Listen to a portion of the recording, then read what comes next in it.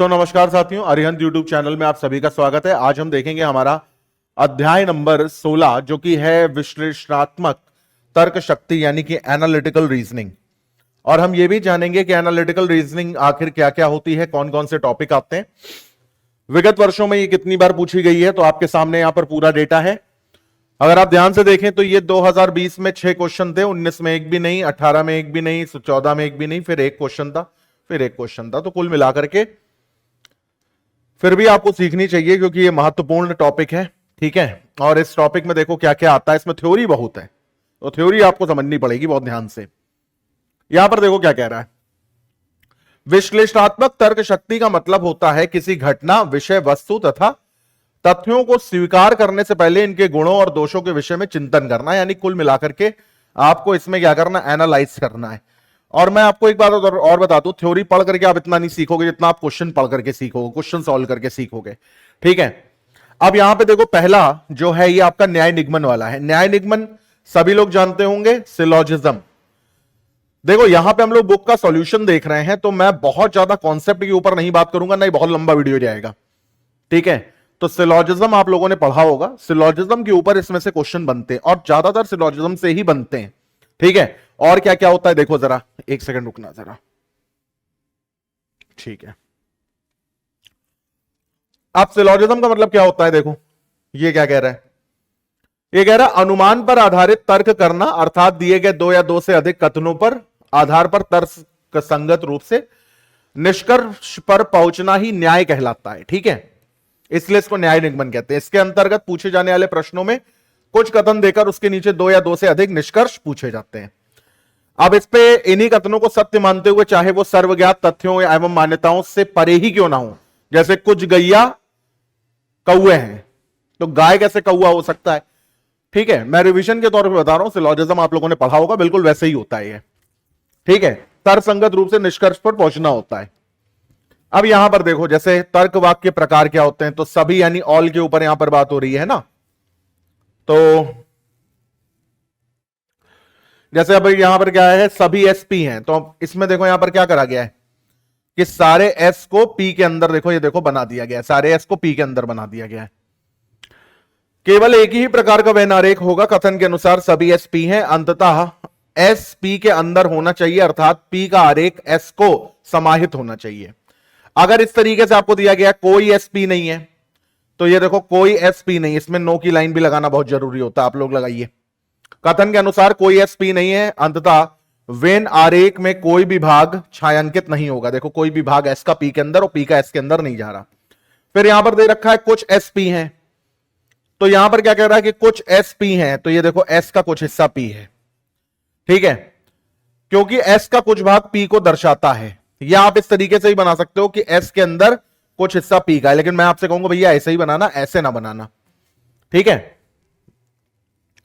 फिर यहां पर कह रहा है कि कुछ एस पी नहीं है, तो कुछ एस जो है वो पी नहीं है। अब इसमें देखो, इसमें अगर आपको करेक्ट वेन डायग्राम बनाना है तो आप इस तरीके से बनाओ। देखो मैं आपको बताता हूं, आप हमेशा ऐसे बनाओ जैसे लिखा है कुछ एस पी नहीं है, तो एस के अंदर कुछ का हिस्सा ले लो, ये रहा, और वो पी नहीं है, ऐसे करके बना दो, ठीक है। ये हो जाएगा हमारा कुछ एस पी नहीं है, ठीक है भाई। अब आगे देखो यहां पर क्या कह रहा है। न्याय निगमन पर आधारित प्रश्नों को सुगमता पूर्वक हल करने हेतु आवश्यक है तार्किक कथन की अवधारणा की भली भांति जानकारी हो। तार्किक कथन जो होते हैं दो प्रकार से होते हैं। पहला होता है सर्वव्यापी कथन। अब ये सर्वव्यापी कथन क्या होता है और अंशव्यापी कथन क्या होता है, तो थ्योरी हम यहां पे थोड़ी थोड़ी देखते हैं, बाकी क्वेश्चन सॉल्व करने का शानदार तरीका मैं आपको बताऊंगा। जैसा जैसा बताऊंगा वैसा वैसा आप करते जाना, आपका कुछ भी रुकेगा नहीं, ये बात ध्यान रखना। तो सर्वव्यापी कथन ऐसे कथन है जिनमें संपूर्ण बात उद्देश्य के विषय में कही जाए, सर्वव्यापी कथन कहलाते हैं। ये दो प्रकार के होते हैं। कौन कौन से होते हैं दो प्रकार के, देखो जरा।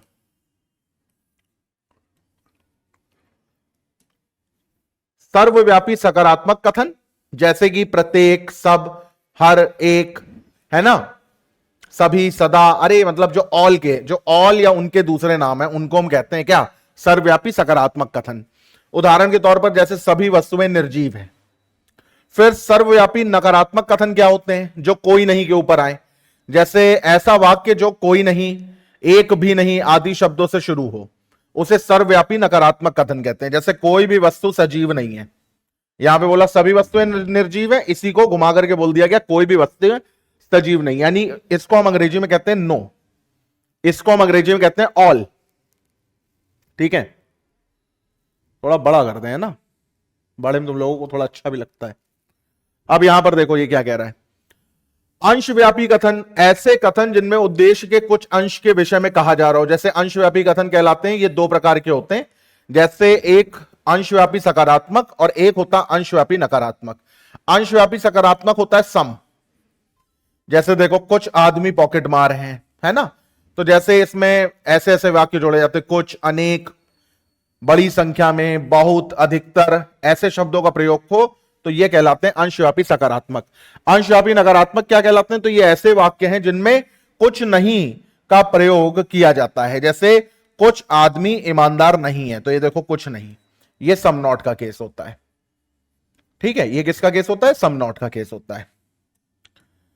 फिर प्रश्नों में अब आपको यहां पर देखो प्रश्न दे दिया गया है, कैसे करेंगे भाई, कथन को पढ़ करके सबसे पहले वेन आरेख बनाएंगे। सारा गेहूं अनाज है, तो सारा गेहूं अनाज है, जैसे जैसे बोल रहा है वैसे वैसे बनाना है। फिर कह रहा कुछ गेहूं आटा है, तो ये तो अनाज हो गया, कुछ गेहूं आटा है, तो गेहूं का कुछ हिस्सा किसमें कर देंगे, आटा।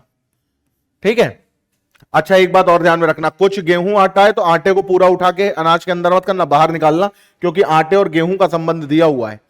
ठीक है, अभी एक दो क्वेश्चन आप प्रैक्टिस करेंगे, आपको ये बात समझ में आ जाएगी। अब हमसे निष्कर्ष जो है पूछा जा रहा है, वेन डायग्राम से देखो, कह रहा कुछ अनाज आटा है, क्या अनाज का कुछ हिस्सा आटे में दिख रहा है, ये देखो ये वाला हिस्सा दिख रहा है, सही कर दो। फिर कह रहा कुछ आटा गेहूं है, क्या आटे का कुछ हिस्सा गेहूं में दिख रहा है, ये देखो ये वाला हिस्सा दिख रहा है, सही कर दो। आंसर आएगा निष्कर्ष 1 और 2 दोनों सही है, हमें दोनों के दोनों दिख रहे हैं, तो हम क्या बोलेंगे, निष्कर्ष 1 और 2 दोनों सही है। और ये देखो इस तरीके से यहां पर बनाया भी गया है। ठीक है, तो ये फिर नंबर 2 पर आते हैं। अब जैसा मैंने आपको बताया कि विश्लेषणात्मक जो तर्क शक्ति है वो एक चैप्टर पर आधारित नहीं है, उसको क्रिटिकल रीजनिंग कहते हैं। तो क्रिटिकल रीजनिंग में अगला टॉपिक जो हमारा आ रहा है वो कथन और निष्कर्ष है। एक कथन और निष्कर्ष तो अपना ये होता है न्याय निगमन, एक ये प्योर कथन है निष्कर्ष है, इसमें देखो जगह है। अब यहां पर आपसे कह रहा है कि इसके अंतर्गत पूछे जाने वाले प्रश्नों में एक या दो कथन देकर उसके नीचे निष्कर्ष दिए जाते हैं। ठीक है, फिर आपसे यह कह रहा है कि प्रश्नों में दिए गए कथन के सभी तथ्यों को ध्यान में रखते हुए तार्किक विश्लेषण एवं सर्वमान्य स्वीकार्यता के आधार पर वैध निष्कर्ष निकालना होता है।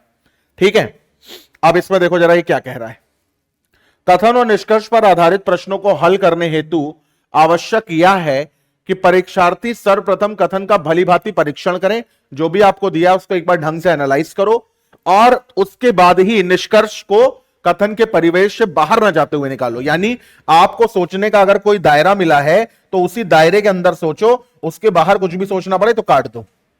कुल मिलाकर के वो ये कहना चाह रहा है। ठीक है, फिर यहां उदाहरण में कह रहा है आपको निर्णय करना है कि दिए गए वक्तव्य में कौन सा निष्कर्ष निश्चित रूप से सही है। अब बहुत ध्यान से इन दो लाइनों को पढ़ो, पहले कथन को पढ़ो फिर इसको पढ़ो। क्या कह रहा है, कह रहा पौष्टिक भोजन स्वादिष्ट और स्वास्थ्य के लिए अच्छा होता है, शहद पौष्टिक है। बहुत ध्यान से सुनना, पौष्टिक भोजन स्वादिष्ट है, स्वास्थ्य के लिए अच्छा है, शहद पौष्टिक है। तो शहद जो है वो स्वास्थ्य के लिए अच्छा है, बिल्कुल हां। स्वादिष्ट भोजन पौष्टिक होता है नहीं, ये देखो उन्होंने उल्टी बात कर दी यहां पर। बच्चे इसी को टिक करके चले आते हैं, फिर कहते हैं कि पता नहीं क्यों हमारे नंबर कट गए। कह रहा है पौष्टिक भोजन स्वादिष्ट होता है, पौष्टिक का स्वादिष्ट से संबंध है, स्वादिष्ट का पौष्टिक से संबंध है ऐसा जरूरी नहीं है। तो स्वादिष्ट भोजन पौष्टिक है ये हम नहीं कह सकते, लेकिन हाँ पौष्टिक भोजन स्वादिष्ट है। समझ आई बात? तो ये क्या हो जाएगा, गलत हो जाएगा। आंसर आएगा केवल निष्कर्ष 1 ही सही है।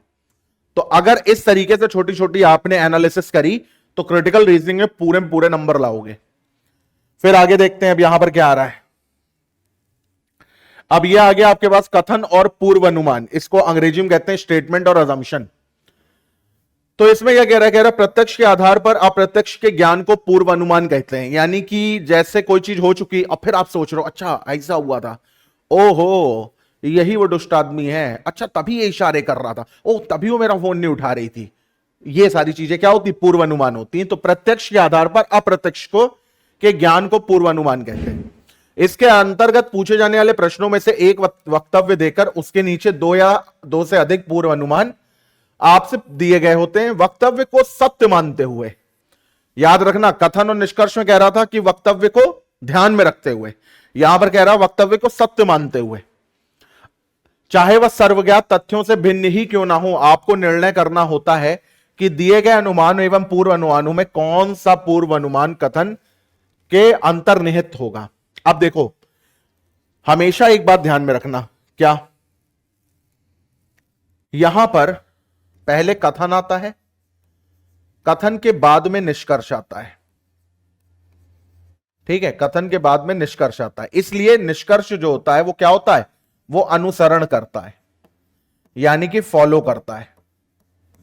लेकिन यहां पर कथन से पहले पूर्व अनुमान आता है, इसीलिए तो उसको पूर्व अनुमान कहते हैं। इसीलिए पूर्व अनुमान अनुसरण नहीं करेगा बल्कि अंतर्निहित होगा, यानी इंप्लिसिट करेगा। ठीक है, क्योंकि यह चीज कथन से पहले आ रही है। कथन और पूर्व अनुमान के संबंधित कुछ महत्वपूर्ण तथा निम्नलिखित तथ्य निम्नलिखित हैं। जैसे कोई भी पूर्व अनुमान कथन के आधार पर निकाला गया निष्कर्ष हो तो वो मान्य नहीं होगा। मतलब कोई भी पूर्व अनुमान के आधार पर, देखो पूर्व अनुमान सोचने समझने के लिए तो बढ़िया है कि वो मेरा फोन नहीं उठा रही थी तो उसका फोन बिजी जा रहा था, तो ये सोचने के लिए अच्छा है, पर इस पर अगर आप कोई निष्कर्ष में आ जाएंगे तो फिर ये पूर्व अनुमान नहीं रहेगा। ठीक है, मतलब शक कर सकते हो, लेकिन शक करते करते किसी यकीन पे नहीं पहुंचना है आपको। ठीक है, फिर क्या कह रहा है, कह रहा है यदि किसी भी पूर्व अनुमान में कथन की पुनरावृत्ति हुई हो तो वो मान्य नहीं होगा। मतलब जो कथन है कि उसका फोन बिजी था तो उसका फोन बिजी था, तो ये कोई पूर्व अनुमान है नहीं, ये तो टुच्चा अनुमान है।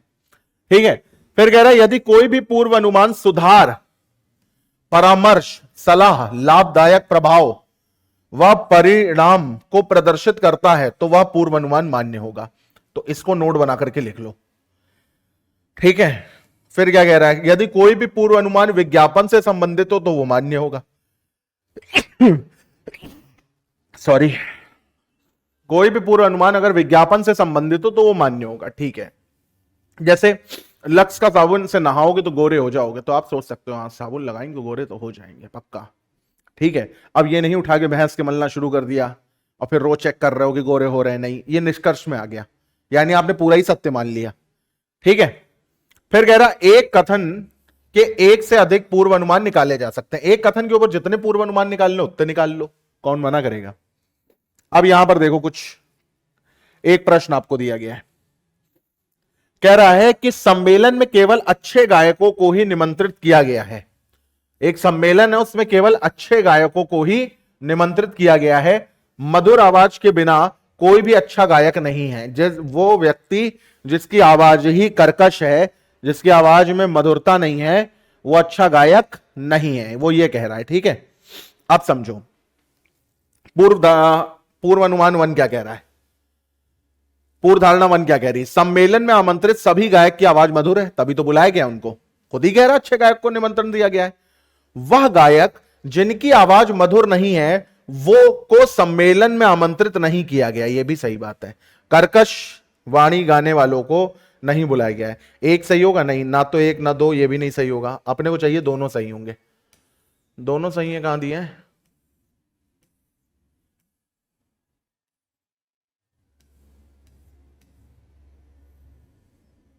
ये रहा सी ऑप्शन। दोनों पूर्व धारणा 1 और 2 अनुसरित करती हैं, अनुसरित नहीं अंतर्निहित होना चाहिए, लेकिन चलो कोई बात नहीं। ठीक है, तो अब धीरे धीरे करके आपको समझ में आ रहा होगा पूर्व अनुमान। और देखो हैं सब एक ही थाली चट्टे बट्टे, घुमा फिरा करके बस आपको नाम खंड खंड अलग अलग कर दिए। सब में सोचना है, सब में सोच के जवाब देना, पर ज्यादा किसी में नहीं सोचना है। ठीक है, व्यवहारिक ज्ञान परीक्षण ये क्या होता है भैया, देखो जरा। व्यवहारिक ज्ञान परीक्षण के अंतर्गत व्यवहारिक ज्ञान के आधार पर कथन की सत्यता की जांच की जाती है। इसके लिए आसपास के परिवेश की जानकारी बहुत ज्यादा जरूरी है, तो यह बात ध्यान रखना, आसपास के परिवेश की जानकारी जो है इसके लिए जरूरी है। उदाहरण स्वरूप सूर्य पूरब में उगता है, ठीक है, यह सर्वविदित तथ्य है। इस सत्य के आधार पर यदि उत्तर का विकल्प पूरब, पश्चिम, उत्तर, दक्षिण दिया गया है तो विकल्प पूरब होगा, यानी ठीक है, हमें पता है। अब इसके लिए जैसे आपको पता होना चाहिए छोटी छोटी बातों को लेकर के, लेकिन आपसे जीके जीएस के क्वेश्चन यहां पे नहीं पूछे जाएंगे, ठीक है। जैसे यहां पर पूछा जा रहा है कि अंततः ऐसे प्रश्नों को हल करने के लिए व्यवहारिक ज्ञान, व्यवहारिक एवं सामान्य ज्ञान का होना जरूरी है, थोड़ा बहुत जीएस सीएस भी आपको पता होनी चाहिए। अब जैसे यहां पर देखो क्या कह रहा है, वातावरण में हमेशा क्या होता है? क्या वातावरण में हमेशा नमी होती है? नहीं। क्या वातावरण में हमेशा धूली होती है? नहीं। क्या वातावरण में हवा होती है? एयर, हां बिल्कुल। अब आप कहोगे ऑक्सीजन भी तो होती है, लेकिन सिर्फ ऑक्सीजन थोड़ी ना होती है, एयर होती है। एयर में तो क्या नाम है, सारी चीजें होती हैं, ठीक है। अच्छा एक बात आपको पता है, एयर में ये सब आएंगी, नमी भी आएगी, धूल भी आएगी, सस्पेंडेड मैटर पार्टिकल होते नहीं है, एसपीएम या पीपीएम, ये सब भी तो आते हैं, नमी भी होती है, और जब नमी ज्यादा हो जाती है तो फिर बारिश हो जाती है, ठीक है। तो ये छोटी छोटी बातें हैं। अब यहां पर देखो क्या कह रहा है, आंकड़ों का तार्किक विश्लेषण। अब ये क्या होता है समझो जरा, आंकड़ों का तार्किक विश्लेषण, आंकड़ों के तार्किक विश्लेषण के अंतर्गत कुछ आंकड़े दिए गए होते हैं जिस पर प्रश्न आधारित होते हैं, या आंकड़े परिच्छेद के रूप में व्यवस्थित हो सकते हैं। आपको इन आंकड़ों या परिच्छेद को ध्यान से पढ़ना होता है ताकि पूछे गए प्रश्नों का सही उत्तर दिया जा सके। परिच्छेद में आधारित प्रश्न सीधे सीधे भी हो सकते हैं और साथ ही साथ गुण भी हो सकते हैं, ठीक है। परिच्छेद संबंधी प्रश्न पूछने का मुख्य कारण व्यक्ति की समझ का परख करना है। इसके लिए उच्च कोटि के धैर्य की भी आवश्यकता है। इतना धैर्य न रखना कि पेपर ही निकल जाए, क्योंकि कई बार प्रश्न जटिल भी हो सकते हैं। डरा रहा है ऐसा कुछ नहीं होता है, ठीक है। अंतः परिच्छेद में हम तो ऐसे बोल रहे हैं जैसे, चलो ठीक है। अंतः परिच्छेद में एक एक पंक्ति को ध्यान से पढ़ें, हाँ ये काम करना है, ध्यान से तो पढ़ना है ताकि पूछे गए प्रश्नों का सही उत्तर दिया जा सके। परिच्छेद में पंक्तियों की लय न टूटने दें, क्योंकि बातें एक दूसरे के परस्पर में जुड़ी होती हैं। अरे यार छोटा सा क्वेश्चन होता है, इतनी टेंशन ना लो, बहुत ईजी है। परिच्छेद आधारित प्रश्नों को 100% सही मान करके इसका क्या लिखा है, अत्यधिक अभ्यास वांछनीय होता है। क्वेश्चन देखो क्या कह रहा है, उसकी सत्यता और ये बताइए, आपको ये बतानी है, उत्तर दीजिए।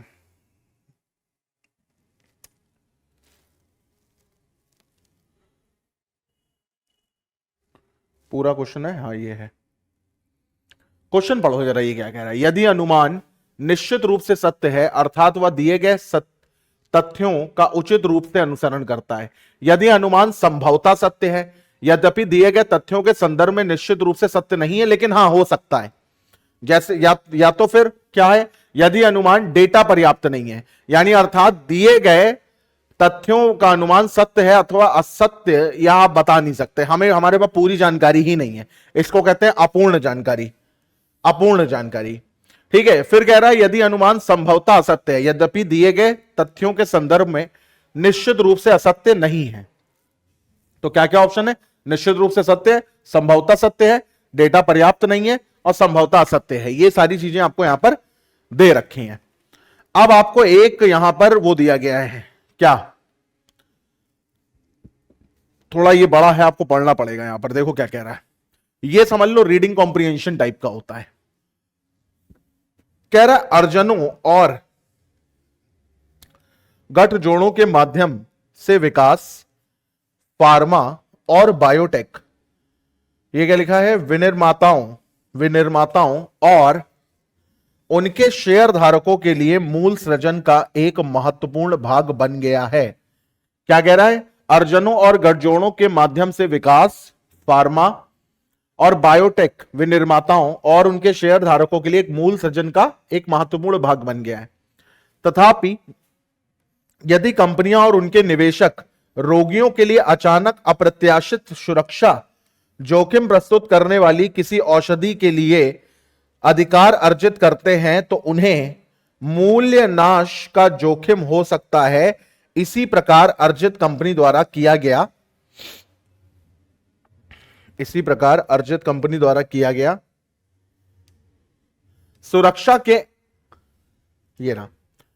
सुरक्षा के अनुपालन संबंधित उल्लंघन समव्यवहार के अंतिम मूल्य और अर्जक की प्रतिष्ठा को अत्यधिक हानि पहुंचा सकता है।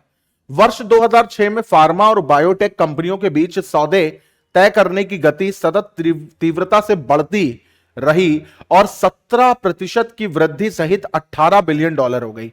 फार्मा कंपनी विशिष्टता क्रेता थी तथा नई औषधियां और बायोलॉजिक्स की प्राप्ति के लिए प्रतियोगिता तीव्र होने लगी। होने के कारण उनके द्वारा अदा किए गए प्रीमियम अत्यधिक बढ़ गए। प्रतियोगिता की वजह से कीमतें बढ़ती जाती हैं, अंततः दिन ब दिन स्टॉक बढ़ता जाता है।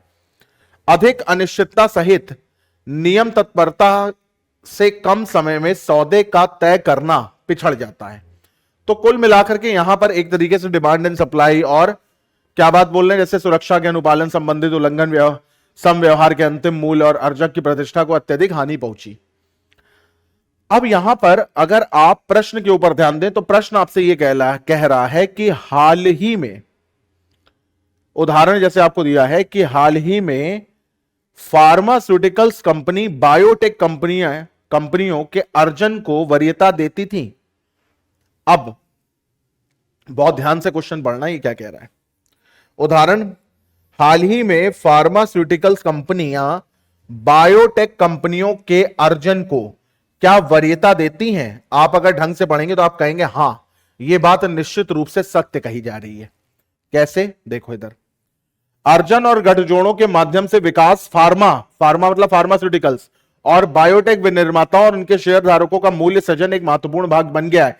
यदि कंपनियां और उनके निवेशक रोगियों के लिए अचानक अप्रत्याशित सुरक्षा जोखिम प्रस्तुत करने वाली किसी औषधि के लिए अधिकार अर्जित करते हैं तो उन्हें मूल्य नाश का जोखिम हो सकता है। इसी प्रकार अर्जित कंपनी द्वारा किया गया सुरक्षा के अनुपालन संबंधी उल्लंघन सम व्यवहार के अंतिम मूल्य और अर्जक की प्रतिष्ठा को अत्यधिक हानि पहुंचा सकता है। 2006 में फार्मा और बायोटेक कंपनी के बीच में सौदे तय करने की गति में तीव्रता रही, 17% और इतने बिलियन डॉलर की डील हुई। फिर क्या कह रहा है कि फार्मा कंपनियां विशिष्टता क्रेता थी और नई औषधियां जो बायो आपकी वो होती हैं कंपनियां, उनके लिए प्रतियोगिता तीव्र होने के कारण उनके द्वारा अदा किए गए प्रीमियम में अत्यधिक बढ़ोतरी हुई। अब यहां पर कह रहा है कि हाल ही में फार्मास्यूटिकल कंपनियां और बायोटेक कंपनियों के अर्जन को वरीयता देती हैं। बिल्कुल सही बात है, ये निश्चित रूप से सत्य है। समझ आई बात। ये बिल्कुल एक रीडिंग कॉम्प्रिहेंशन की तरह है, इसमें ज्यादा आपको दिमाग नहीं लगाना, जितना दिया हुआ है उसी में से पढ़ करके आपको बताना है। ठीक है, अब आगे बढ़ते हैं। प्रभावी तर्क क्या होते हैं भाई? प्रभावी तर्क क्या होते हैं? तो यह कह रहा है कि किसी भी विषय में संबंधित किसी भी विषय के संबंधित दी गई किसी जानकारी को कथन कहते हैं। ठीक है, अप्रत्यक्ष रूप से परिकल्पित ऐसा तथ्य जो किसी कथन से संभावित परिणामों को दर्शाता है उसे तर्क कहते हैं। यानी ये बात हो रही है किसकी? तर्क की, यानी आर्गुमेंट के ऊपर। प्रभावी तर्क यानी स्ट्रॉन्ग आर्गुमेंट, ये क्या होते हैं भैया?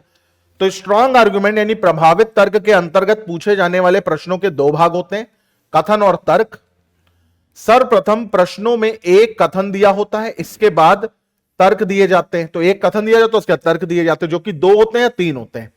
ये तर्क सकारात्मक या नकारात्मक दोनों प्रकार के हो सकते हैं। ठीक है, सामान्यतः कथन एक प्रस्तावित कार्यवाही के रूप में होता है तथा दिए गए दोनों तर्कों में से एक तर्क प्रस्तावित कार्यवाही का धनात्मक परिणाम होता है तथा जो कथन से ठोस रूप में सीधे सीधे संबंध रखता है और यह कथन के आगामी उपाय एवं स्थिति को दर्शाता है। यानी एक आर्गुमेंट ऐसा होता है जो सपोर्ट करता है स्टेटमेंट को, यह कहना चाह रहा है। इस तर्क को प्रबल या ठोस तर्क कहते हैं। दूसरा तर्क जो होता है वो प्रस्तावित कार्यवाही का ऋणात्मक यानी नेगेटिव परिणाम होता है, अर्थात यह कथन से सीधे संबंध नहीं रखता है और यह कथन के आगामी उपाय एवं स्थिति को नहीं दर्शाता है। इस तर्क को कहते हैं निर्बल या कमजोर तर्क, यानी वीक और स्ट्रांग तर्क की यहां पर बात हो रही है। ठीक है, आपको प्रश्न में दिए गए कथन और तर्कों पर विचार करते हुए यह निर्णय करना होता है कि दिए गए कथन के पक्ष या विपक्ष में दिए गए तर्कों में से कौन सा तर्क प्रबल है। और इन सिर्फ याद रखना स्ट्रांग आर्गुमेंट ही बताने होते हैं, वीक आर्गुमेंट देख के काट देने होते हैं। फिर यहां पर क्या कह रहा है? इन प्रश्नों का उद्देश्य अभ्यर्थी की तर्क वितर्क की क्षमता की जांच करना होता है। प्रश्नों के माध्यम से यह तय किया जाता है कि कौन सा तर्क प्रबल ठोस तथा कौन सा निर्बल है। प्रबल तर्क सीधे कथन से संबंधित होता है, जबकि निर्बल तर्क जो होता है वो सीधे कथन से संबंधित नहीं होता है। महत्वपूर्ण प्रश्नों के बारे में निर्णय करते समय ठोस और कमजोर तर्क में प्रभेद कर सकना वांछनीय होता है। ठोस तर्क महत्वपूर्ण और प्रश्न से सीधे संबंधित होता है। कमजोर तर्क कम महत्वपूर्ण और प्रश्न से सीधे संबंधित नहीं होते हैं, या फिर प्रश्न किसी नगण्य पहलू से संबंधित हो सकते हैं। अब देखो यहां पर ये कुछ चीजें जो तुम लोग लिख सकते हो। ये क्या कह रहा है, देखो कह रहा प्रबल एवं निर्बल तर्क से संबंधित महत्वपूर्ण तर्क। यदि दिया गया तर्क स्पष्ट रूप से कथन से संबंधित हो तो प्रबल तर्क कहलाता है। ये कुछ इंपॉर्टेंट पॉइंट है, इनको आप लिख सकते हो, स्क्रीनशॉट ले सकते हो इनका। फिर क्या कह रहा है, यदि दिया गया तर्क सलाह अथवा निदान से संबंधित हो तो वो कथन से सीधा संबंध रखता है तो भी वो प्रबल तर्क कहलाएगा। कोई सलाह दिया जा रहा है, कोई सॉल्यूशन दिया जा रहा है, लेकिन हां वो अपने आप में स्ट्रांग होना चाहिए। ठीक है, क्या आपसे पूछा गया भैया टमाटर खाना स्वास्थ्य के लिए लाभदायक होता है, तुम कहो हाँ होता तो है। अरे होता नहीं, बताओ कैसे होता है लाभदायक। ठीक है, फिर यहां पर देखो क्या कह रहा है, प्रबल तर्क में प्रश्न सूचक नहीं होता है। ऐसा नहीं होता है कि हां खा के देखो, नहीं है, ये स्ट्रांग नहीं है। प्रबल तर्क वैज्ञानिक तथ्यों पर आधारित व स्पष्ट अर्थ वाले होते हैं, जबकि निर्बल और तथ्यविहीन अस्पष्ट अर्थ वाले होते हैं। प्रबल तर्क सामाजिक, राजनीतिक, धार्मिक, कानूनी, अन्य विचारों के अनुरूप होते हैं। तो ये भी एक इंपॉर्टेंट पॉइंट है, ये भी एक इंपॉर्टेंट पॉइंट है, ये भी एक इंपॉर्टेंट पॉइंट है, ये भी एक इंपॉर्टेंट पॉइंट है। ठीक है, इनके स्क्रीनशॉट आप ले लो और अभी जब आप क्वेश्चन मेरे साथ प्रैक्टिस करोगे तो आपको समझ में आएगा।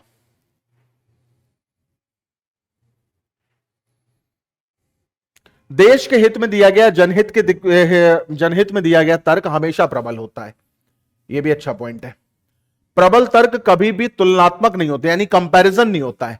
जैसे कि हमारे ताऊ जी का लड़का जो है वो कांस्टेबल की तैयारी कर रहा था, वो रोज दारू पी के बैठता था, मैथ लगाता था, और उसकी मैथ बहुत अच्छी है। तो इसका मतलब ये नहीं कि आपको भी फिर दारू पी करके पढ़ना है। ये क्या हो गया, ये तुलनात्मक कथन हो गया। आप सुनते हो कि कई डींगे मारने वाले लोग कहते हैं कि हमारे चाचा जी ट्रक से टकरा गए तो कुछ नहीं हुआ। तो इसका मतलब ये नहीं ट्रक से टकराना अच्छी बात है, बात बुरी ही है। ठीक है, प्रबल तर्क कभी भी तुलनात्मक नहीं होते हैं। ऐसे तर्क में प्रश्न की पुनरावृत्ति नहीं होती है। ऐसे तर्क जिनमें एकमात्र, अभी ये बहुत इंपॉर्टेंट है, ऐसे तर्क जिनमें एकमात्र केवल आदि शब्द का प्रयोग हुआ हो तो उन्हें निर्बल तर्क कहते हैं। सबसे इंपॉर्टेंट पॉइंट, वह तर्क जो किसी व्यक्ति का अनुमान मात्र हो, चाहे वह व्यक्ति कितना ही महान या श्रेष्ठ क्यों ना हो, निर्बल तर्क होता है। बहुत इंपॉर्टेंट पॉइंट। यदि दिया गया तर्क किसी दूसरे की नकल है तो वो कभी मान्य नहीं होगा। निर्बल तर्क तुलनात्मक, द्व्यर्थी, अस्पष्ट, कल्पना पर आधारित होते हैं। कथन का दोहराव भी निर्बल बनाता है। जैसे टमाटर खाना स्वास्थ्य के लिए लाभदायक है, हां टमाटर खाना स्वास्थ्य के लिए लाभदायक है, ये कोई तर्क है? तुमने वही लाइन दोबारा बोल दी। अब देखो भाई, ये क्वेश्चन आपको दिया गया, ये यहां पर देखो क्या कह रहा है, कथन, क्या निजी क्षेत्र को भारत में अस्पतालों को संचालित करने की अनुमति दी जानी चाहिए?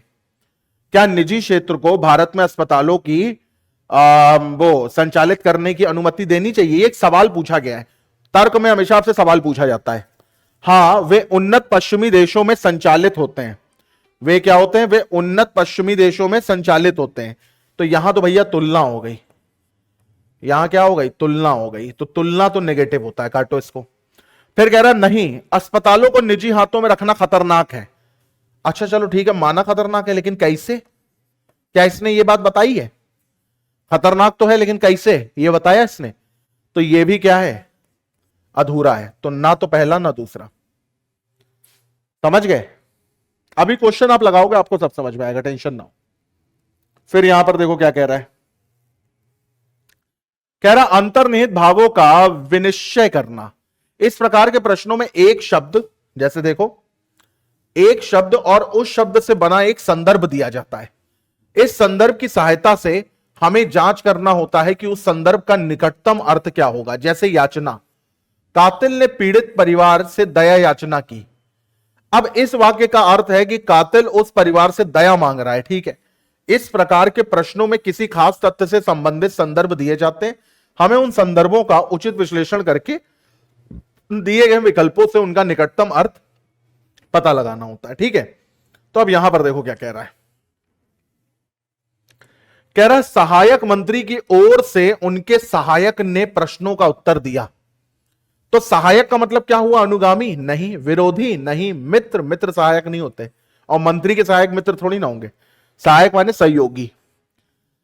तो ये मान करके चलो कि जैसे अंग्रेजी में आप लोग क्लोजेस्ट वर्ड चुनते हो, ये वैसे ही है बिल्कुल। फिर यहां पर क्या कह रहा है? निर्णय क्षमता। निर्णय क्षमता, यदि आप एक पुलिस कांस्टेबल में अपने उच्च अधिकारियों के आदेश का पालन करता है, किंतु समाज का रक्षक होने के नाते कुछ विशिष्ट परिस्थितियों में उससे निर्णय लेने की क्षमता आवश्यक होनी चाहिए। सामाजिक परिवेश में ऐसी अनेक घटनाएं घटित होती हैं जिनमें उच्च अधिकारियों के घटनास्थल पर उपस्थित न होने के कारण परिस्थितियों के अनुसार स्वयं निर्णय लेकर कार्य करना होता है, इसलिए उसमें कुछ निर्णय क्षमता, सूझबूझ होना आवश्यक है। ठीक है, निर्णय लेने के देखो 4 तरीके होते हैं। पहला तो यह है व्यक्तिगत स्तर पर आप निर्णय ले सकते हैं। ऐसे निर्णय जिनके परिणाम निश्चित होते हैं, ज्यादातर व्यक्तिगत स्तर पर ही निपटना पड़ता है। निर्णय लेने से पहले महत्वपूर्ण तथ्यों को जुटा लेना चाहिए और गलत प्राथमिकताओं से प्रभावित नहीं होना चाहिए। ठीक है। दूसरा, परामर्श करके निर्णय लेना। इसके अंतर्गत निर्णय लेने वाला व्यक्ति लोगों और विशेषज्ञों का या लोगों की बात बिना अनुचित तरीके से प्रभावित हुए निर्णय लेता है। ठीक है। सामूहिक निर्णय लेना, इस प्रक्रिया में सबसे मुश्किल काम यह होता है। इस प्रक्रिया में आंतरिक स्तर पर कर्मचारी तथा अधिकारियों की मदद से निर्णय लिया जाता है। इस प्रक्रिया में विकल्प के नकारात्मक पक्ष उभर जाते हैं, जिससे बेहतर विकल्पों का चयन हो पाता है। लेकिन समय के अनुसार समूह के आकार पर विचार करना चाहिए। कम समय में निर्णय लेना हो तो समूह का आकार छोटा होना चाहिए। आप 15-20 लोग हैं, पता चला उनकी सहमति नहीं एक चीज को लेकर के हो पा रही है। फिर ये वाला देखो, निर्णय लेने के लिए किसी को नियुक्त करना। इसके अंतर्गत जो अंतिम रूप से निर्णय लेगा वो एक निश्चित नियम के तहत एक व्यक्ति को निर्णय लेने के लिए नियुक्त करा जाता है। यहां अंतिम रूप से निर्णय लेने वाला व्यक्ति नियुक्त व्यक्ति को सभी अधिकार तथा सुविधाएं मुहैया कराएगा। अब देखो जरा इस पे है क्या, ये क्वेश्चन किस तरीके से बनते हैं। यदि आपकी गलती पर आपका मित्र आपको समझाता है तो आप क्या करेंगे? उस पर क्रोधित हो उठेंगे? नहीं, उसे कहेंगे कि ज्यादा होशियार मत बन, ज्यादा काबिल न बन, वरना यही ढेर कर दूंगा। ऐसा तो नहीं कहोगे ना। आप उससे लड़ पड़ेंगे क्योंकि किसी का समझाना आपको अच्छा नहीं लगता। नहीं, इसे सकारात्मक रूप से लेकर आगे से आप अपने आप में सुधार करेंगे। हां, अब देखो, भले ही आज की डेट में तुम्हारा मित्र या तुमको आसपास के लोग ज्ञान देते हो, तुम क्रोध से बलबला जाते हो, मन करता है 6 की 6 उतार दे अंदर, लेकिन फिर भी आपको जब परीक्षा, इंटरव्यू इस तरीके से कुछ पूछेंगे तो आपको वही जवाब देना है जो वास्तविक रूप से करना है। ठीक है, आप समझ रहे होगे मैं क्या कहना चाह रहा हूं। हालांकि ज्ञान देने वाले तो बहुत हैं, लेकिन फिर भी तो भाई ये वाला क्वेश्चन तो आप कर ही लोगे, फिर इसमें ज्यादा कुछ बताने की जरूरत नहीं है। अब आते हैं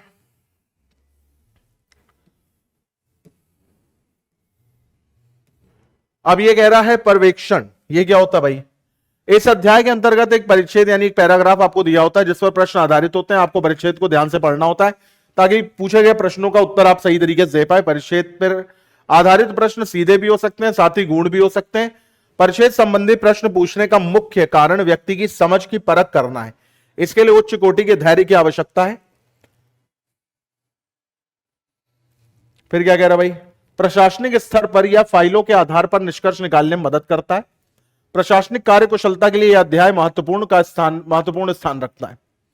अब देखो, नीचे एक परिच्छेद दिया गया है, कुछ संभावित अनुमान और कुछ प्रत्येक अनुमान की परिच्छेद। ठीक है भाई, अब देखो ये बिल्कुल वैसा ही क्वेश्चन है जैसे हम लोग कर चुके हैं। निश्चित रूप से सत्य है, संभवतः सत्य है, आंकड़े पर्याप्त नहीं है, या निश्चित रूप से असत्य है। ठीक है, ये क्वेश्चन अभी हम लोगों ने करा है, इस टाइप का क्वेश्चन। तो यहां पे जरा वो लगा दे, पहले परिच्छेद वाला देखते पहले क्या कह रहा है भाई। एक ही पन्ने में, हाँ ठीक है, ज्यादा कुछ नहीं करना इसमें। भारत में फार्मा केमिकल, अच्छा अभी फिर फार्मा का ही क्वेश्चन फिर से आ गया। भारत में फार्मा और केमिकल मध्यवर्ती उद्योग पेटेंट उत्पादों पर सवार होकर नई WTO व्यवस्था में विकसित होने के लिए तैयार है। ठीक है, यानी फार्मा और केमिकल मध्यवर्ती जो उद्योग हैं वो पेटेंट समझते हो ना, अपना कोई कॉपीराइट बना करके क्या करते हैं, WTO यानी वर्ल्ड ट्रेड ऑर्गेनाइजेशन की व्यवस्था में विकसित होने के लिए तैयार हो जाते हैं। तथापि विशेषज्ञ यह महसूस करते हैं कि वैश्विक क्रेता द्वारा कंपनियों की चयनित सूची बनाने का आधार चिन्ह विभिन्न प्रमापनों के प्रति देसी केमिकल और फार्मा मध्यवर्ती कंपनियों को जागरूक होने की अत्यंत आवश्यकता है। विशेषज्ञ यह महसूस करते हैं कि वैश्विक क्रेताओं द्वारा कंपनी की चयनित सूची बनाने के आधार चिन्ह विभिन्न प्रमापनों के प्रति देसी केमिकल और फार्मा मध्यवर्ती कंपनी के जागरूक होने की अत्यंत आवश्यकता है। ठीक है भाई। वर्ष 2011 में $6 बिलियन से बढ़कर केमिकल और फार्मा मध्यवर्ती के निर्यातों का मूल्य 2016 तक $30 बिलियन होने की संभावना के कारण कंपनियां क्षमता विस्तार और मूल्यवर्धन में अत्यधिक निवेश कर रही हैं। अपनी क्षमताओं को विस्तार कर रही हैं और मूल्यवर्धन में अत्यधिक निवेश कर रही हैं। क्षमता विस्तार में किए गए अत्यधिक निवेश के बावजूद जीवित रहने के लिए प्रमाणों और गुणवत्ता अनुमोदनों, पर्यावरण सुरक्षा और सामाजिक दायित्व आदि के लिए भारतीय कंपनियों को निवेश करना पड़ेगा। एशिया का अन्य कोई भी देश वैश्विक बाजार को फार्मा और केमिकल उत्पादन निर्यात करने में समर्थ नहीं है। सवाल पढ़ो जरा फिर से। सवाल ये कह रहा है एशिया का अन्य कोई भी देश। अब पहली बात यहां देशों का नाम लिया गया, जरा पढ़ो। यहां पे क्या कह रहा है? भारत में फार्मा। ठीक है, तो यहां बात हो रही भारत की। हमसे पूछा जा रहा है एशिया का अन्य कोई भी देश वैश्विक बाजारों को फार्मा और केमिकल उत्पादन निर्यात करने में समर्थ नहीं है। अरे भैया, जब बात हमसे भारत की कर रहे हो तो हमसे भारत के अन्य देशों के बारे में क्या पूछ रहे हो? तो दिए गए तथ्य पर्याप्त नहीं है, क्योंकि परिक्षेत्र में फार्मा और केमिकल उत्पादन के विषय में कुछ भी नहीं कहा जा सकता, क्योंकि बात भारत की हो रही है और पूछा अन्य देशों के बारे में जा रहा है। तो कुल मिलाकर के देखो, मैं 100 की सीधी बात बताऊं, ये थोड़ा सा टफ हो सकता है, लेकिन बाकी सब बहुत आसान है। ठीक है, जो सच है तो सच है। चलो कोशिश करते हैं, मेहनत करते हैं साथ मिलकर के। अब देखो एग्जाम पैटर्न बेस्ड क्वेश्चन कैसे बनते हैं। जैसे ये क्वेश्चन आपके किसके आ गए? सिलोजिज्म के। अब ये देखो हम लोग धड़ धड़ उड़ा देंगे। कह रहा सभी मछली पक्षी हैं, तो सभी मछली पक्षी हैं। एम से मछली, पी से पक्षी। और सभी मुर्गियां मछली हैं, सभी मुर्गियां मछली हैं। तो एक काम करो जरा,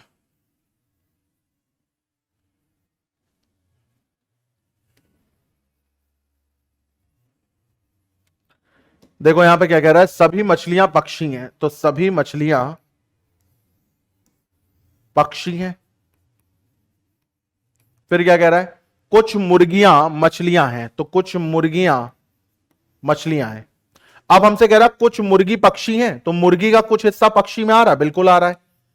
कोई पक्षी मुर्गी नहीं है, तो ये बताओ पक्षी और मुर्गी के बीच में नो की लाइन दे रखी? नहीं दे रखी है, तो आंसर आएगा ओनली वन, केवल पहला। आंसर आएगा केवल पहला। दूसरा वाला जरा करिए, कितने क्वेश्चन है इसमें देखें जरा।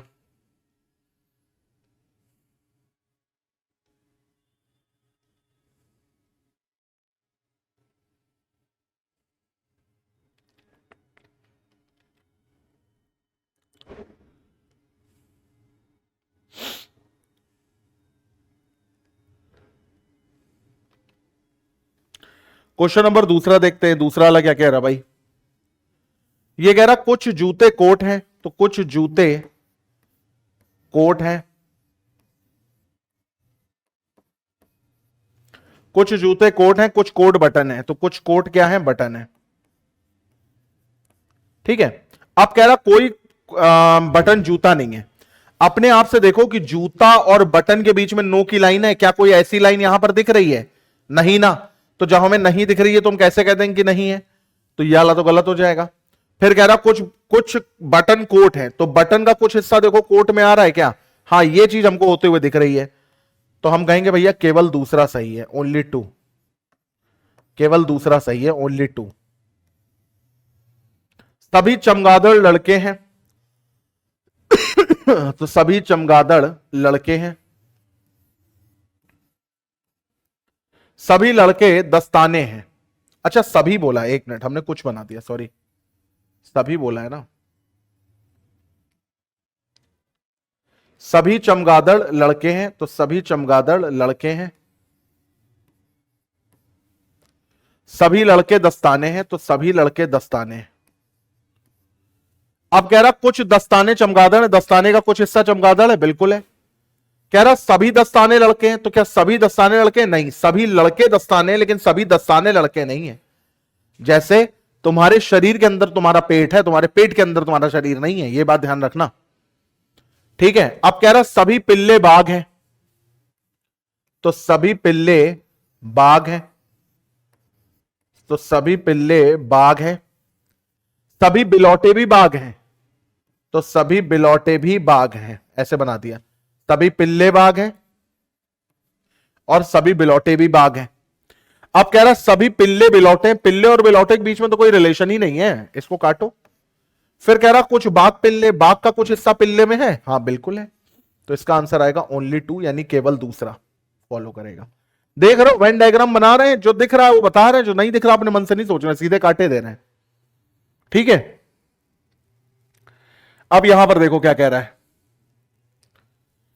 कह रहा कुछ डॉक्टर नर्स हैं, कुछ डॉक्टर नर्स हैं, सभी नर्स रोगी हैं, तो सारी की सारी नर्स क्या है? रोगी हैं। अब यहां पर कह रहा है कि सभी डॉक्टर रोगी हैं, क्या सभी डॉक्टर रोगी दिख रहे हैं? नहीं दिख रहे हैं। कुछ रोगी डॉक्टर हैं, क्या रोगी का कुछ हिस्सा डॉक्टर में आ रहा है? ये देखो आ रहा है, तो ये सही हो जाएगा, आंसर आएगा ओनली 2, आंसर आ जाएगा ओनली 2। अगले प्रश्न पर आते हैं, देखो अब ये 6 से लेकर के 10 तक है, मैं 6 से 8 करूंगा, 9 10 आप खुद से लगाएंगे, तभी आप सीखेंगे। कुछ किताबें कॉपी हैं, तो कुछ किताबें क्या हैं? कॉपी हैं। सभी कॉपी पेन है, तो सारी की सारी कॉपियां क्या हैं? पेन है। अब यहां पे देखो 3 चीजें दे रखी, घबराना नहीं है, जो दिया है वही बताओ। क्या सभी कॉपी किताब है? क्या सारी कॉपी किताब है? नहीं है। क्या सभी पेन कॉपी हैं? सारे के सारे पेन कॉपी के अंदर आ रहे हैं? नहीं आ रहे हैं। क्या कुछ किताबें पेन है? क्या कुछ किताबें पेन है? ये देखो ये रहा, कुछ किताबें पेन है, तो केवल तीसरा ये हमारा आंसर आ जाएगा। वेन डायग्राम बनाना है और जो दिख रहा है वो सही है, जो नहीं दिख रहा वो गलत है, बात खत्म, बस इतना ही करना और कुछ भी नहीं। अब यहां पर आते हैं, सभी गिलास कप है सभी गिलास कप है, सभी गिलास कप है। सभी कप बर्तन है, तो सभी कप बर्तन है। अब पूछ रहा है कुछ बर्तन गिलास है, बर्तन का कुछ हिस्सा गिलास है, बिल्कुल है। सभी बर्तन कप है, सारे बर्तन कप है, नहीं, सारे कप बर्तन है, कुछ कप गिलास नहीं है।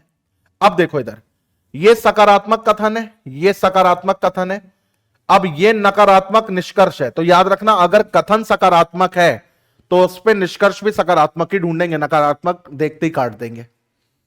तो सकारात्मक कथन पर नकारात्मक कथन नहीं लेते। और ऐसे भी हमें ऐसा तो नहीं दिख रहा है कि भैया कप का कुछ हिस्सा गिलास नहीं है। अब आप कहोगे ये वाला हिस्सा, तो ये अपने मन से आप सोच रहे हो, आपको दिख थोड़ी नहीं रहा है, ये तो आप अपने मन से सोच रहे हो। तो इसका आंसर आएगा केवल पहला ही सही होगा, ए ऑप्शन केवल पहला ही सही होगा, ए ऑप्शन।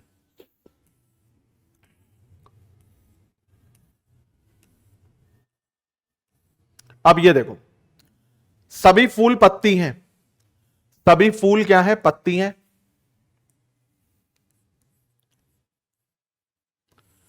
सभी फूल क्या है? पत्ती हैं।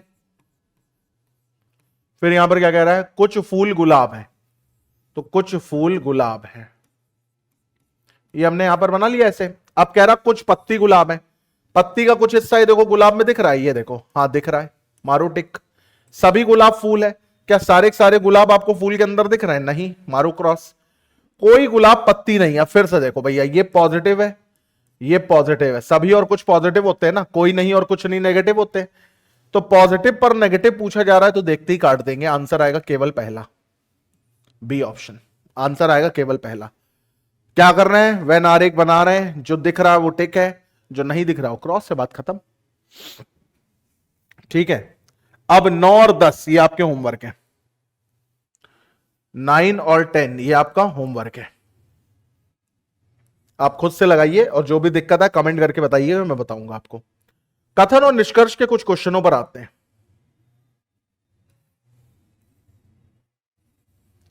क्वेश्चन नंबर 11 रीड करो, जरा पानी भी है यार। क्वेश्चन नंबर 11,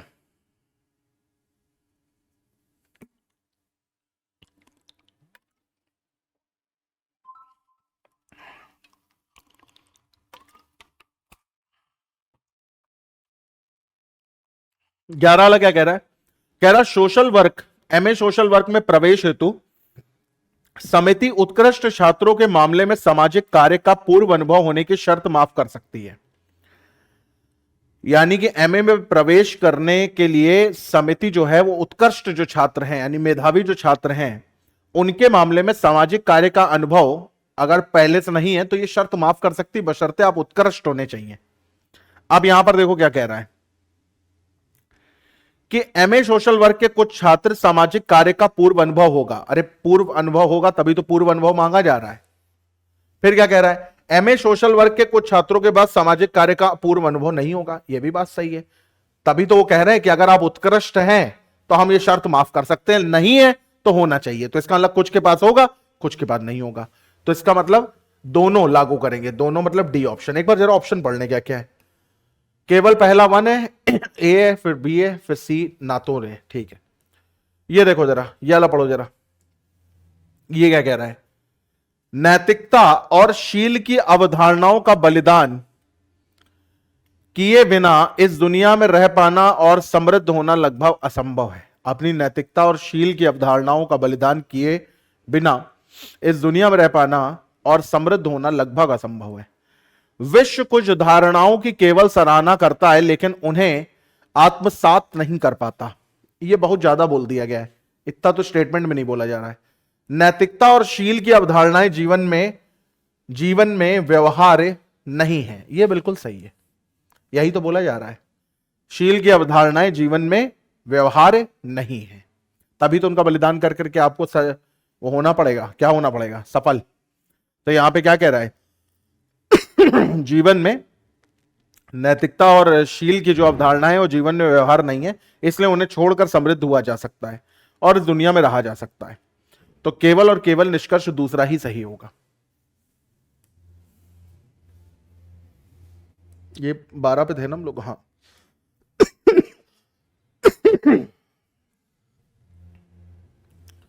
क्वेश्चन नंबर 13 पर आते हैं। 13, 14, 15। ठीक है, कुछ टिक विक तो करना नहीं, तो मैं यहीं से इसका सारा चीज जवाब पढ़ करके ही देना है। तो 13 वाला जरा पढ़ो क्या कह रहा है। कह रहा हो सकता है आप अपने अधिकारी के प्रति निष्ठावान ना हो, पर आपका उसके प्रति निष्ठावान होने का एहसास तो करा ही सकते हैं। मतलब अगर आप नहीं निष्ठावान है तो कम से कम एहसास तो करा सकते हो कि हाँ भैया हम निष्ठावान हैं। अधिकारी के प्रति निष्ठा महत्वपूर्ण मानी जाती, तभी तो अगर नहीं है तो एहसास तो कराना जरूरी है ना। तो इसका मतलब क्या हो जाएगा कि हाँ भैया बात सही कह रहा है। फिर क्या कह रहा है? अरे फिर कह रहा कुछ लोग अपने अधिकारियों को खुश करने के लिए किसी भी हद तक जा सकते हैं। खुश करने नाखुश करने की कोई बात ही नहीं हो रही। इसका आंसर ए ऑप्शन यानी केवल पहला सही है। फिर कह रहा पठन पाठन में रुचि जगाने के लिए स्कूल ने जून 2013 से यह अनिवार्य बना दिया है कि हर छात्र हर सप्ताह 2 किताबें पढ़े और पुस्तकों पर साप्ताहिक रिपोर्ट बनाए। ठीक है, बलपूर्वक पढ़ने में रुचि जगाई जा सकती है, बलपूर्वक पढ़ने की बात ही नहीं हो रही। फिर कह रहा कुछ छात्र कालांतर में पढ़ने की रुचि विकसित कर लेंगे। ये बहुत बाहरी बात बोली जा रही है। स्टेटमेंट में जो है उतना ही बोलो, ज्यादा बोलोगे काट दिए जाओगे, मतलब स्टेटमेंट काट दी जाएगी। ठीक है, तो ये क्या हो जाएगा? ये गलत हो जाएगा। फिर आगे बढ़ते हैं, तो इसका मतलब इसका आंसर आ जाएगा सी ऑप्शन, ना तो पहला ना दूसरा। फिर क्या कह रहा है? भूतकालिक व्यवहारों से पृथक आधुनिक मनुष्य अपनी रुचियों के आधार पर अपना भाग्य स्वयं गढ़ता है। भूतकालिक व्यवहारों से पृथक आधुनिक मनुष्य अपनी रुचियों के आधार पर अपना भाग्य स्वयं गढ़ता है। बात तो बिल्कुल सही है। पहले मनुष्य के सामने थोड़े से विकल्प ही हुआ करते थे। यार ये कौन सी बात बोली जा रही? इसका मतलब ये थोड़ी ना निकलेगा भूतकाल में भाग्य को प्रभावित करने की इच्छा नहीं रहा करती थी। आए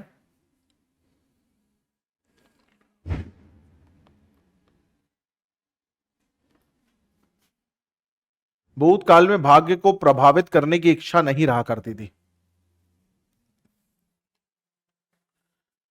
पृथक भूतकालिक व्यवहारों से पृथक आधुनिक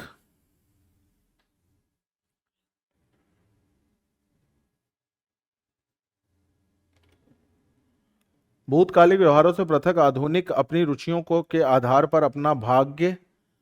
हाँ, रुचियों का मतलब इच्छा तो हो सकती है, तो भूतकाल में भाग्य को प्रभावित करने की इच्छा नहीं रहा करती थी, इसके ऊपर कहा जा सकता है, जबकि विकल्प के ऊपर कोई बात नहीं यहां पर कही जा सकती। तो हम इसमें ओनली टू बोल सकते हैं, ओनली टू फॉलोज ऐसे बोल सकते हैं हम इसमें। ठीक है, 16वां और 17वां वाला करो जरा, क्या कह रहा है, क्या कह रहा भाई।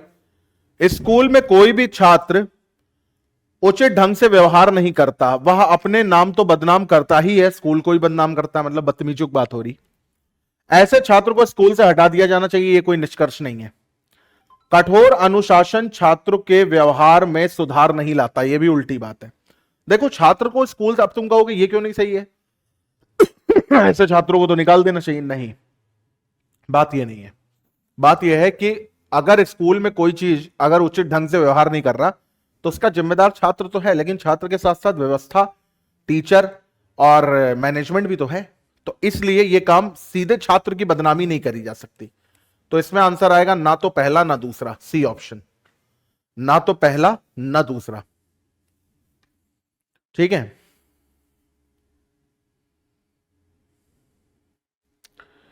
अब आते हैं 17वें पर। कंप्यूटरों के आ जाने से अब हमारा संगठन व्यक्तिनिष्ठ ग्राहक सेवा पर अच्छी तरीके से ध्यान देगा। यानी कंप्यूटर के आ जाने से अब हम अच्छी तरीके से कस्टमर पर ध्यान जो है आराम से अब हम दे सकते हैं। ठीक है, कंप्यूटरीकरण मात्र ही इस समय की पुकार है। आपको पता है, जहां मात्र लग जाए, केवल लग जाए या ये सब चीजें लग जाए, वो नेगेटिव बन जाती हैं। कंप्यूटरीकरण के बगैर व्यक्तिनिष्ठ ग्राहक सेवा संभव नहीं, ये भी गलत हो जाएगा, इसलिए क्योंकि यहां तुलनात्मक चीजें हो गई कि इसके बगैर तो भैया हो ही नहीं सकता।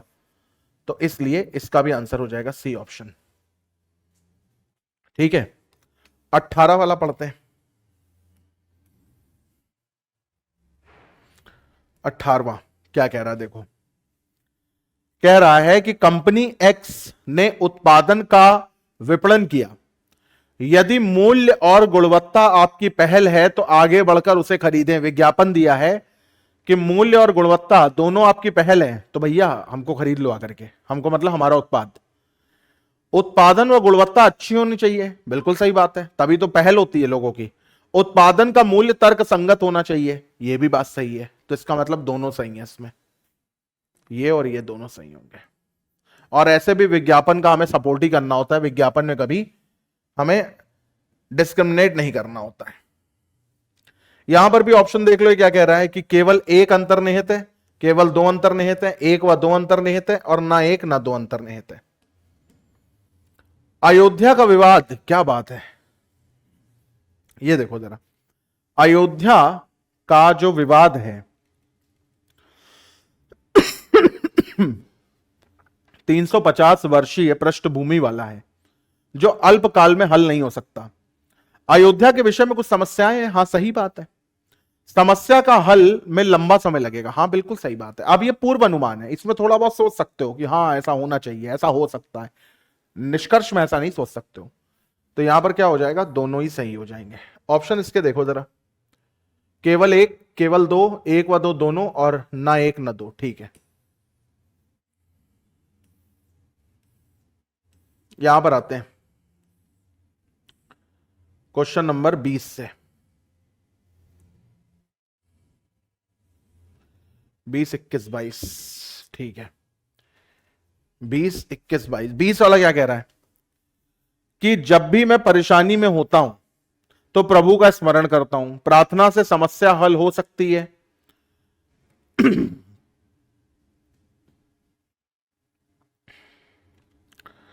प्रार्थना से समस्या हल हो सकती है, मनुष्य का परम कर्तव्य प्रभु की प्रार्थना है, दोनों गलत होगा। समस्या जो हल होती है वो प्रयास से होती है, तो अगर यहां पे प्रयास और प्रार्थना दोनों दिया होता तो तुम सही मानते, लेकिन ऐसा नहीं दिया है। मनुष्य का परम कर्तव्य जो है वो कर्म करना है, प्रभु की प्रार्थना करना तो है ही। तो ये अधूरी अधूरी बातें हैं, ठीक है, जब भी मैं परेशानी में होता हूं तो प्रभु का स्मरण करता हूं। इसका मतलब ये नहीं कि सिर्फ प्रभु का स्मरण, अगर यहां लिखा होता मैं केवल प्रभु का स्मरण करता हूं तो ये दोनों चीजें सही हो जाती। ठीक है, क्वेश्चन नंबर 21 वाला देखते हैं। यहां पर कह रहा है किसी शिक्षित व्यक्ति के जीवन मूल्य अशिक्षित व्यक्ति से भिन्न होंगे। किसी शिक्षित व्यक्ति के जो जीवन मूल्य हैं वो अशिक्षित व्यक्ति से भिन्न होंगे। ठीक है, शिक्षा का प्रभाव किसी व्यक्ति के जीवन मूल्यों पर पड़ता है, तभी तो मूल्य अलग अलग है, पड़ता है, बिल्कुल सही बात है। एक अशिक्षित व्यक्ति में कोई मूल्य नहीं होगा, ये हम कैसे कह सकते हैं? मूल्य अलग होगा, लेकिन ये थोड़ी ना कि मूल्य ही नहीं होगा। ये सही हो जाएगा। वर्तमान में भारत में निर्वाह व्यय में वृद्धि हुई है। भारत में निर्वाह व्यय में वृद्धि हुई है, यानी कि जीवन निर्वाह हेतु जो पैसा ऐसा खर्च किया जाता उसमें वृद्धि हुई है। ठीक है, पिछले कुछ समय में आवश्यक वस्तु के मूल्यों में वृद्धि हुई है, तभी तो निर्वाह में वृद्धि हुई है। बहुत सी आराम की वस्तुएं अब देश में अधिक मात्रा में उपलब्ध हैं, ये दोनों सही होंगे। निर्वाह व्यय समझते हो ना, जीवन यापन हेतु जो खर्चा किया जाता है। तो कुछ समय में आवश्यक वस्तुओं के मूल्यों में वृद्धि हुई है, ये बात तो बिल्कुल सही है। बहुत सी आराम की वस्तुएं अब देश में अत्यधिक मात्रा में उपलब्ध हैं, ये भी बिल्कुल सही है। दोनों के दोनों सही होंगे। 23-24 हम लोग करेंगे। 25 इसमें थोड़ा थोड़ा मैं आपको होमवर्क भी दूंगा ताकि आपका दिमाग आप इसमें लगाएं और थोड़ा वो खुले भी। फोन साइलेंट करते हैं यार। हाँ, 23वां वाला देखो क्या कह रहा है। कह रहा है कि वर्तमान आर्थिक कठिनाई के समय में शिक्षा तथा छोटे परिवार का आदर्श ही राष्ट्र को उन्नति दिला सकते हैं। वर्तमान में जो आर्थिक कठिनाई है इस समय में शिक्षा और छोटे परिवार यानी पॉपुलेशन और एजुकेशन पर बात हो रही है, का आदर्श ही राष्ट्र को उन्नति दिला सकता है। ठीक है भाई, शिक्षा एवं छोटे परिवार के आदर्श प्रत्यक्ष रूप से राष्ट्र की उन्नति के साथ जुड़े, बिल्कुल सही बात है। तभी तो यहां पर कह रहा ना कि राष्ट्र को उन्नति यही दो आदर्श दिला सकते हैं। बड़े परिवारों के लिए शिक्षा का खर्चा उठाना कठिन है, ये बात कही नहीं है, तो ये बियॉन्ड बात है, इसलिए हम इसको काट देंगे। ऐसे कोई बात कही नहीं जा रही है ना, जिसके बाद अगर राम के बारे में बात कही जा रही तो राम के बारे में ही पूछो ना, श्याम के बारे में क्या पूछ रहे हो। फिर क्वेश्चन नंबर 24 पर आते हैं। 24 वाला ये कह रहा है कि विवाह दर लगातार गिरते जाने का कारण अपनी अलग पहचान बनाए रखने वालों की संख्या बढ़ती जा रही है। तो इसलिए विवाह दर जो है वो गिरते जा रहे हैं, क्योंकि लोग कह रहे हैं हम अपनी अलग पहचान बनाएंगे। शादी होने पर व्यक्ति की निजी पहचान खत्म हो जाती है, यही डर के कारण तो लोग शादी नहीं कर रहे हैं। विवाहित व्यक्ति अपने उतने संतुष्ट नहीं होते जितने अविवाहित हैं। ये तो तुलना वाली बात हो गई, और तुलना हमेशा क्या होती है? नेगेटिव होती है, इसलिए इसको हम मान्यता नहीं देते। ये सही होगा। 25 और 26 आप करेंगे होमवर्क में। हालांकि मैं आपको आंसर का ये बता दूं, इसके चलो बता देता हूं कहां आप इतना ज्यादा दिमाग लगाएंगे। आंसर को निकाल लूं। 25 और 26 सी और बी ऑप्शन होगा। सी और बी आप चेक कर लेना, सी और बी इसका ऑप्शन होगा। अब यहां पर आते हैं व्यवहारिक ज्ञान परीक्षण। ये बहुत इजी होते हैं, ध्यान से देखो जरा। 27 वाला क्या कह रहा है कि एक घड़ी में हमेशा होगा बैटरी, संख्या, अलार्म या सुई। भाई घड़ी में सुई हमेशा होगी, चाहे कुछ और हो या ना हो। तो 27 का डी ऑप्शन कर लो। एक अस्पताल में हमेशा होगा, अस्पताल में क्या है? नर्स, कमरे, टेलीफोन या डॉक्टर। ये सब ना भी हो लेकिन डॉक्टर जरूरी होना अस्पताल में। तो दोनों के करेक्ट आंसर क्या आ जाएंगे? डी और डी। फिर कह रहा एक मृत व्यक्ति में होगी संवेदना। तुम्हें लगता है मृत व्यक्ति जो है वो संवेदना में होगा? फिर सांस का चलना, हृदय गति या स्थूलता? स्थूल पड़ा रहेगा, स्थूल, बिल्कुल शांत। एक कमल के फूल के पास हमेशा क्या होगा? इसका जवाब आप लोग खुद ही दे दोगे। कीचड़ जरूरी नहीं, मान लो किसी के हाथ में कमल है, ठीक है, तो कीचड़ थोड़ी लेट टहल रहा होगा वो। जड़, पानी या पंखुड़ी? तो कमल के पास पंखुड़ी जरूर होगी यार, बिना पंखुड़ी के कैसे फूल हो जाएगा। तो इस टाइप के, ये देखो कितने प्यारे क्वेश्चन थे, कितनी जल्दी जल्दी हो गए। ठीक है, तो अब इस टाइप के क्वेश्चन जो है ये आप खुद ही से कर लेंगे, इसमें आपको मेरी कोई खास जरूरत नहीं होगी। ठीक है, जैसे जूते में सोल जरूरी है, सोल जरूर होगा। तो ये 32 हो गया, ये 33 हो गया, ये 34 हो गया। जैसे बहादुरी के लिए साहस जरूरी है ना। ये आप करेंगे होमवर्क में।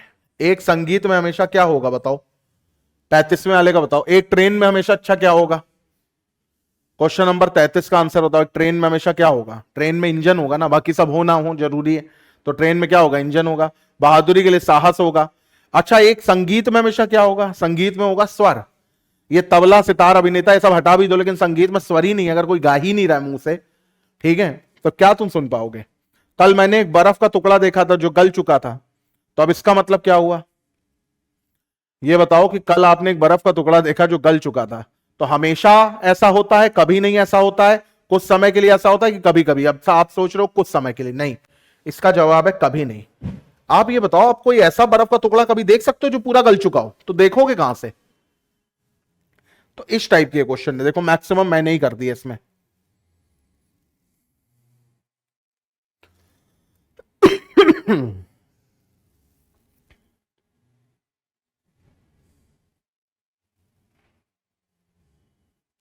क्वेश्चन नंबर 37 से 41, पहले ऑप्शन पढ़ो।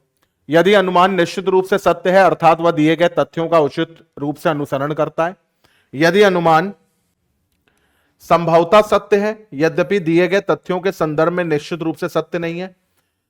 तो एक संभवतः सत्य, एक निश्चित रूप से सत्य है, एक दिए हुए तथ्य काफी नहीं है, और एक संभवतः असत्य है। ये ऑप्शन हमें दे रखे हैं, ठीक है। अब देखते हैं जरा क्वेश्चन नंबर 37 से 41। एक सेकंड जरा बस रुकना, 1 मिनट।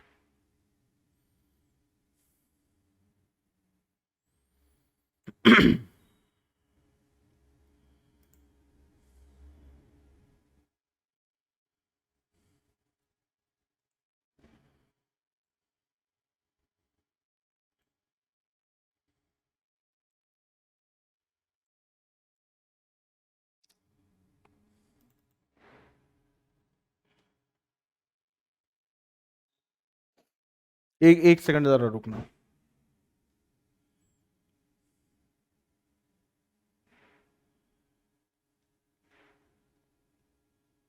हाँ ठीक है, चलो ओके, रीड करते हैं।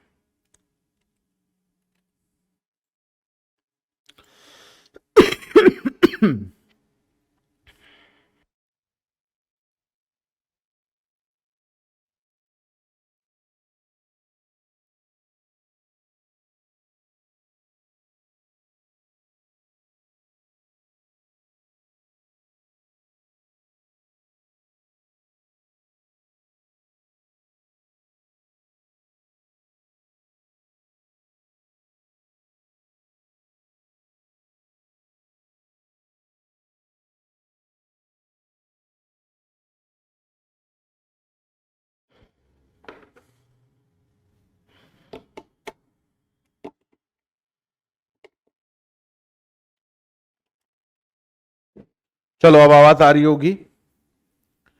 तो यहां पर देखो, ये जो क्वेश्चन है ये प्रैक्टिस के ऊपर आधारित है, और इसमें 2 पैराग्राफ हैं। तो एक पैराग्राफ मैं करूंगा आपके सामने सॉल्व, और एक पैराग्राफ आप खुद से करेंगे स्वयं से, ठीक है।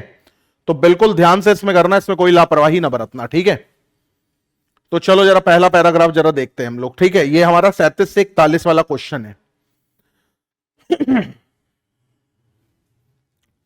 पढ़ते हैं जरा, देखो क्या कह रहा है। कह रहा है, हाल ही में एक रिपोर्ट है कि सैटेलाइट डेटा दिखाता है, हाल ही में एक रिपोर्ट है कि सैटेलाइट डेटा दिखाता है कि पिछले दशक उत्तरी भारत में भूमिगत जल का स्तर प्रतिवर्ष 1 फुट कम हो रहा है। तो ये जो भूमिगत जल है, ये हमेशा ये क्या हो रहा है, गिर रहा है पिछले 1 दशक से, जो चिंता का विषय है। भूमिगत जल समझ लो ना, अंडरग्राउंड वाटर। यह स्पष्ट है कि अग्र सक्रिय नीति और निर्वहन योग्य प्रथाओं के बिना भारत में अशांत जल भविष्य और पक्के तौर पर संकट का सामना करना होगा। इसके अलावा इस बार खराब मानसून और उसके परिणाम स्वरूप पूरे भारत में सूखे की स्थिति ने जल अर्थव्यवस्था पर सतत नीतिगत ध्यान केंद्रण की मांग की है। सुस्पष्ट अनियमितताओं की पूरी श्रृंखला का समाधान किए जाने की जरूरत है। ठीक है भाई, एक तो भूमिगत जल पर अत्यधिक निर्भरता है, ठीक है। दूसरा, जल भंडारण और आपूर्ति में हमारी संरचना काफी ज्यादा अपर्याप्त है, ठीक है। सबसे खराब बात यह है कि बिजली जैसी कृषि आवश्यकता की कृत्रिम रूप से कम कीमत तय करने की नीति संबंधी तोड़ मरोड़ में पारंपरिक रूप से गेहूं उगाने वाले इलाकों में धन जैसी जल प्रधान फसलों की खेती को विकृत ढंग से प्रोत्साहित किया जाता है। ये लाइन जरा फिर से पढ़ो। दूसरा, जल भंडारण आपूर्ति में हमारी संरचना काफी ज्यादा अपर्याप्त है, ठीक है। सबसे खराब बात यह है कि बिजली जैसी कृषि आवश्यकता की कृत्रिम रूप से कम कीमत तय करने की नीति संबंधी तोड़ मरोड़ ने पारंपरिक रूप से गेहूं उगाने वाले इलाकों में धन जैसी जल प्रधान फसलों की खेती विकृत ढंग से प्रोत्साहित किया है, ठीक है भाई। अब यहां पर देखो क्वेश्चन क्या कह रहा है। कह रहा भारत उत्तरी भाग में भूमिगत जल को फिर से पर्याप्त स्तर तक लाने के उपाय करने में असफल है, असफल रहा है। बहुत ध्यान से देखना, यहां पर यह कह रहा है कि भारत जो है वो उत्तरी भाग में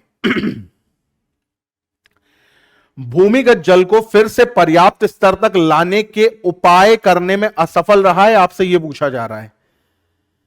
तो अगर हम यहां पर देखें तो यह कह रहा है कि भाई अगर आप फिर से एक बार पैराग्राफ को ध्यान से देखो तो भारत में उत्तरी भाग में भूमिगत जल को फिर से पर्याप्त स्तर तक लाने के उपाय में क्या है, असफल ही तो रहा है। तभी तो यहां पर देखो ये बात बोली गई है कि सुस्पष्ट अनियमितताओं की पूरी श्रृंखला समाधान किए जाने की जरूरत है। पहला तो भूमिगत जल पर अत्यधिक निर्भरता जो हमारे लिए खतरनाक है। दूसरा, जल भंडारण और आपूर्ति में हमारी संरचना काफी ज्यादा अपर्याप्त है। तो यह बात निश्चित रूप से सत्य होगी, इसमें तो कुछ सोचना ही नहीं है। फिर यहां पर आते हैं, यह देखो क्या कह रहा है। भारत में गेहूं की खेती के लिए धान की अपेक्षाकृत अधिक जल की जरूरत होती है। अब देखो यहां पर अगर मैं बात करूं तो भारत में गेहूं की खेती के लिए धान से अपेक्षाकृत अधिक जल की जरूरत होती है। ऑप्शन जरा देखो क्या थे।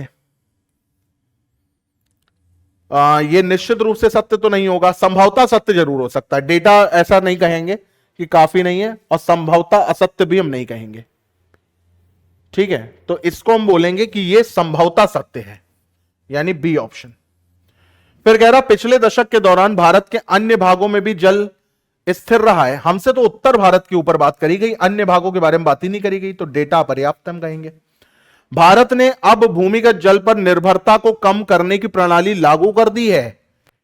हां, यह बात तो सही है, ठीक है। यह तो निश्चित तौर पे क्या है, आप ये बताओ कि सारी बातें अब यहां पर निकल करके सामने आ रही हैं, तो भारत अब क्या करेगा? भारत यही तो करेगा कि भूमिगत जल पर जो है अत्यधिक निर्भर है, तो निर्भरता को कम करने की प्रणाली लागू करेगा ही करेगा, क्योंकि उसको ये बात बिल्कुल सत्य तौर से पता है। फिर क्या कह रहा है? पर्याप्त मानसून खेती के लिए कम भूमिगत जल निकालने और इस तरह के शेष जल को सुरक्षित रखने में मदद करता है। जो पर्याप्त मानसून है वो क्या करता है? खेती के लिए कम भूमिगत जल निकालने और इस तरह के शेष जल को सुरक्षित रखने में मदद करता है। यह संभवतः सत्य बात है, पूरी तरीके से सत्य बात नहीं है। अगर धान बोओगे तो यह चीज इतनी सत्य नहीं है, लेकिन हां अन्य फसल बोओगे तो इतनी सत्य है। तो संभवतः सत्य में ये हम ले लेंगे, ठीक है। इसमें ये निष्कर्ष जो है ये क्या है? अच्छा एक बात और समझो, ये जितने भी आपको बताने हैं संभवतः सत्य है कि निश्चित रूप से सत्य है, ये सब आपको परिच्छेद के आधार पर बताने हैं, अपने मानसिक गणनाओं के आधार पर नहीं बताने हैं, ठीक है। इसी तरीके से देखो, एक ही आपको प्रैक्टिस के लिए क्वेश्चन यहां पर दिया हुआ है 42 से 44 क्वेश्चन, यानी कि 42, 43 और 44, ये 3 क्वेश्चन आपको स्वयं करने हैं।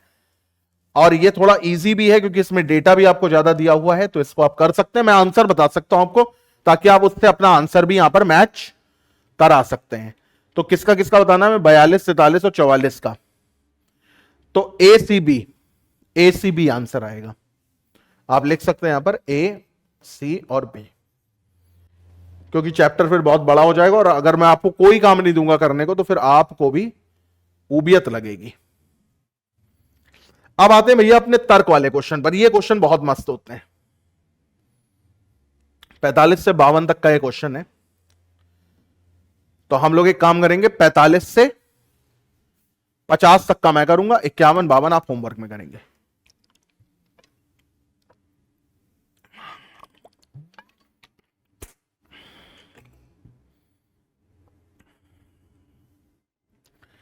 देखो यहां पर सबसे पहले ऑप्शन देख लो क्या है।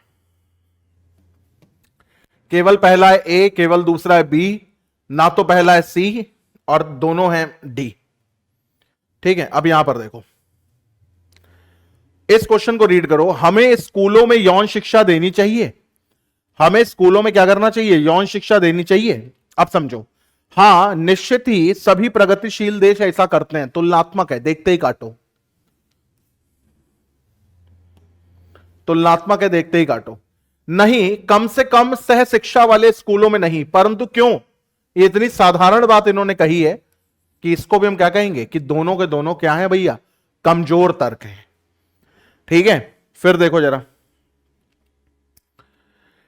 क्या उत्पादनों के विज्ञापनों पर रोक लगा देनी चाहिए? जो उत्पादन के विज्ञापन है उनमें क्या रोक लगा देनी चाहिए? नहीं, यह विज्ञापनों का जमाना है।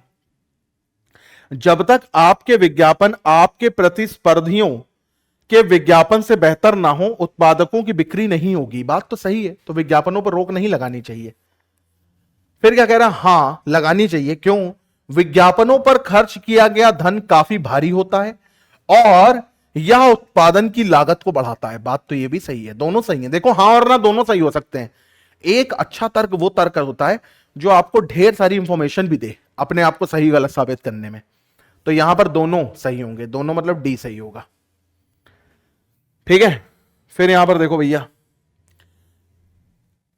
ये क्या कह रहा है? क्या विद्यालय में शिक्षा के लिए सभी को आर्थिक सहायता देनी चाहिए? क्या विद्यालय में शिक्षा के लिए सभी को आर्थिक सहायता देनी चाहिए? इससे बड़ी संख्या में लोगों को सहायता मिलेगी क्योंकि जनसंख्या का बड़ा हिस्सा मध्यम और निचले वर्ग से आता है। ठीक है, इन्होंने बात तो सही कही है। नहीं, इससे नगद से निर्बद्ध राजकोष पर बड़ा बोझ पड़ेगा। कैसे बोझ पड़ेगा ये इन्होंने नहीं कहा, तो ए आंसर ऑप्शन होगा। फिर आगे बढ़ते हैं, 4849 पर आते हैं। क्या सरकार को कृषि आय पर भी टैक्स लगाना चाहिए? यह बहुत संवेदनशील बात है। हां, सरकारी खजाने में बढ़ोतरी का यही एक तरीका है। तो यही एकमात्र, सब नेगेटिव होता है, तो ये क्या हो जाएगा? गलत हो जाएगा। नहीं, 80% जनता, अभी 80% कहां से लाए भाई? ये तो देखते ही काट दो, कहां से फैक्ट लिया? 80% जनता ग्रामीण क्षेत्र में रहती है। क्लियर हुई बात? 80% कहां से ले आए? स्टेटमेंट ने तो बोला ही नहीं गया है। फिर यहां पर देखो क्या कह रहा है, क्या भारत में वर्तमान बड़े राज्यों में कुछ और राज्य बना लेने चाहिए? हां, इससे प्रशासनिक सुविधा हो जाएगी। ये तो बात सही है, प्रशासनिक सुविधा तो हो जाएगी। नहीं, यह राष्ट्रीय, ये क्या लिखा है, एकात्मकता के लिए खतरा होगा। पर कैसे? ये नहीं दिया है, तो इसका आंसर केवल पहला सही हो जाए। अच्छा, तुम कहोगे प्रशासनिक सुविधा कैसे हो जाएगी? अरे छोटे छोटे खंड होंगे तो प्रशासनिक सुविधा तो होगी। ये तो जाहिर सी बात है कि तोड़ करके चीजों को छोटा करके मैनेजमेंट तो अच्छा हो सकता है, लेकिन ये राष्ट्रीय एकात्मकता के लिए ये खतरा कैसे, ये नहीं पता। फिर कह रहा, क्या सरकारी और निजी कर्मचारियों के वेतनमानों को एक समान बनाया जाना चाहिए? हां, इससे कर्मचारी अधिक निष्ठा से काम करेंगे और अपनी नौकरी नहीं बदलेंगे। देखो, वेतन बढ़ने से निष्ठा और नौकरी न बदलने का कोई समान वो नहीं होता है। ठीक है, फिर यहां पर क्या कह रहा है, यह प्रतियोगिता की भावना को रोक देगा, अंततः इससे उत्पादकता और लाभप्रदता पर प्रभाव पड़ेगा। यह बात सही है। सैलरी बढ़ा देने से किसी की कार्यनिष्ठा थोड़ी ना बढ़ जाती है। तो इस तरीके से क्या होगा, 50 का केवल दूसरा होगा। और 51 और 52 आप होमवर्क में करेंगे। इसके आंसर मैं आपको बता देता हूं क्या है। 51 का ए होगा और 52 का सी होगा। 51 का ए होगा और 52 का हो जाएगा सी।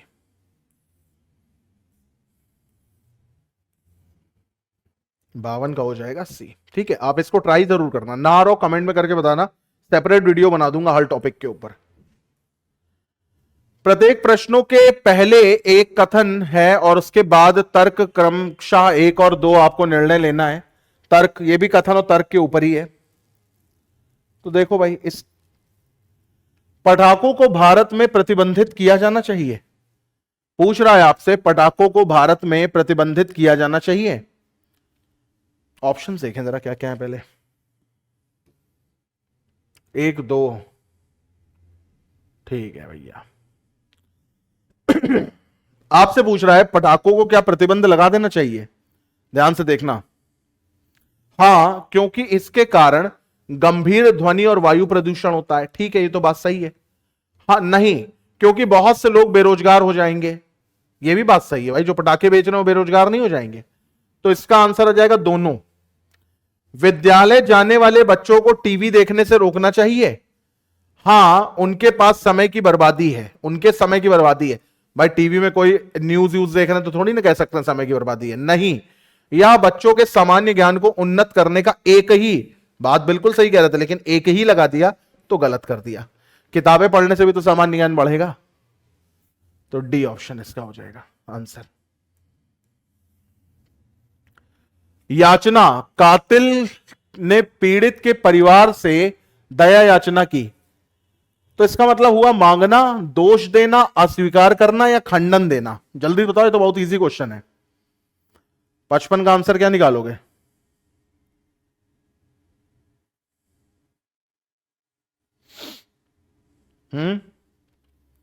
भाई याचिका क्या करी जाती है। क्वेश्चन यहां पे कह रहा है दिए गए विकल्पों में वह शब्द अथवा वाक्य चुनिए जो तत्संबंधित संदर्भ के अर्थ को सर्वाधिक निकट है। तो याचना, कातिल ने पीड़ित परिवार से दया याचना की। तो आप बताओ, ये मांगना हुआ, दोष देना, खंडन देना, या फिर क्या हुआ। 55 का क्या आंसर हो जाएगा।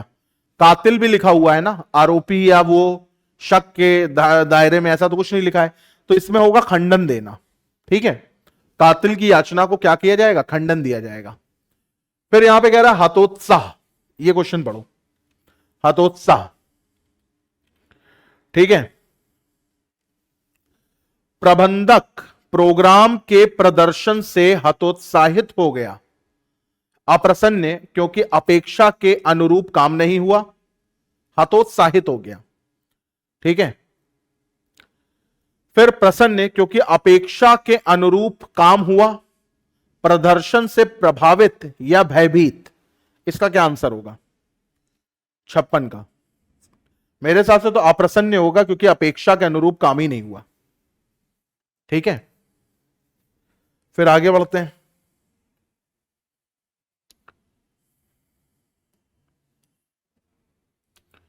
भंग, टेनिस खिलाड़ी ने पिछले विश्व रिकॉर्ड को भंग कर दिया। टेनिस का जो खिलाड़ी है उसने क्या करा, उसने पिछले विश्व रिकॉर्ड को भंग कर दिया। तो तोड़ दिया, मिलने से चूका, खेलने से इंकार कर दिया, या धोखा दिया। तोड़ दिया, पिछले जो विश्व रिकॉर्ड था उसको उसने क्या कर दिया, तोड़ दिया। फिर निम्नलिखित प्रत्येक शब्दों के लिए एक संदर्भ दिए गए हैं। दिए गए विकल्पों में से वह शब्द अथवा वाक्यांश चुनिए जो तत्संभावित संदर्भ में शब्दार्थ से सर्वाधिक निकट हो। तो यहां पर संवेदना है और सिमिलर टाइप के जो क्वेश्चन है, तो 2 मैं कर लेता हूं, बाकी आपको मैं होमवर्क यहां पर दे दूंगा।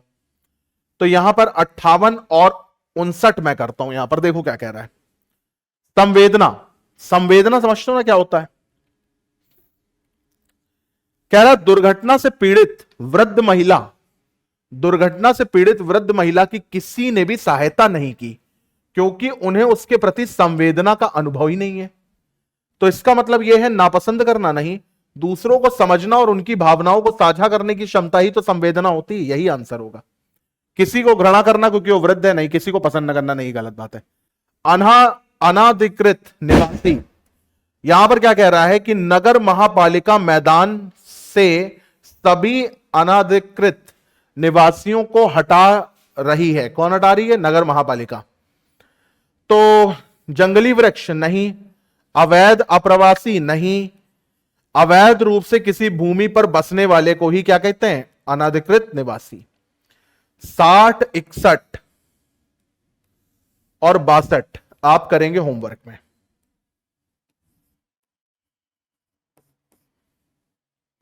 फिर आते हैं हम लोग यहां पर 63 पर आते हैं। ये चैप्टर बड़ा तो है ही। खैर 63 वाला देखो क्या कह रहा है। पुलिसकर्मी में क्या होना चाहिए? तुरंत निर्णय लेने की क्षमता, अधिकारियों से वार्ता करने की क्षमता, हथियारों को चलाने की क्षमता, छिपने का स्थान ढूंढने की योग्यता। तुरंत निर्णय लेने की क्षमता होनी चाहिए। एक पुलिसकर्मी को अपने परम मित्र के देश विरोधी गतिविधियों में लिप्त होने पर क्या करना चाहिए? समस्या बताकर छोड़ देना चाहिए? नहीं। सुधरने का मौका देना चाहिए? नहीं। कब्जे में लेकर उच्च अधिकारियों को अवगत करा देना चाहिए? बिल्कुल सही बात है। किसी वरिष्ठ अधिकारी को के प्रताड़ित करने पर आप क्या करेंगे?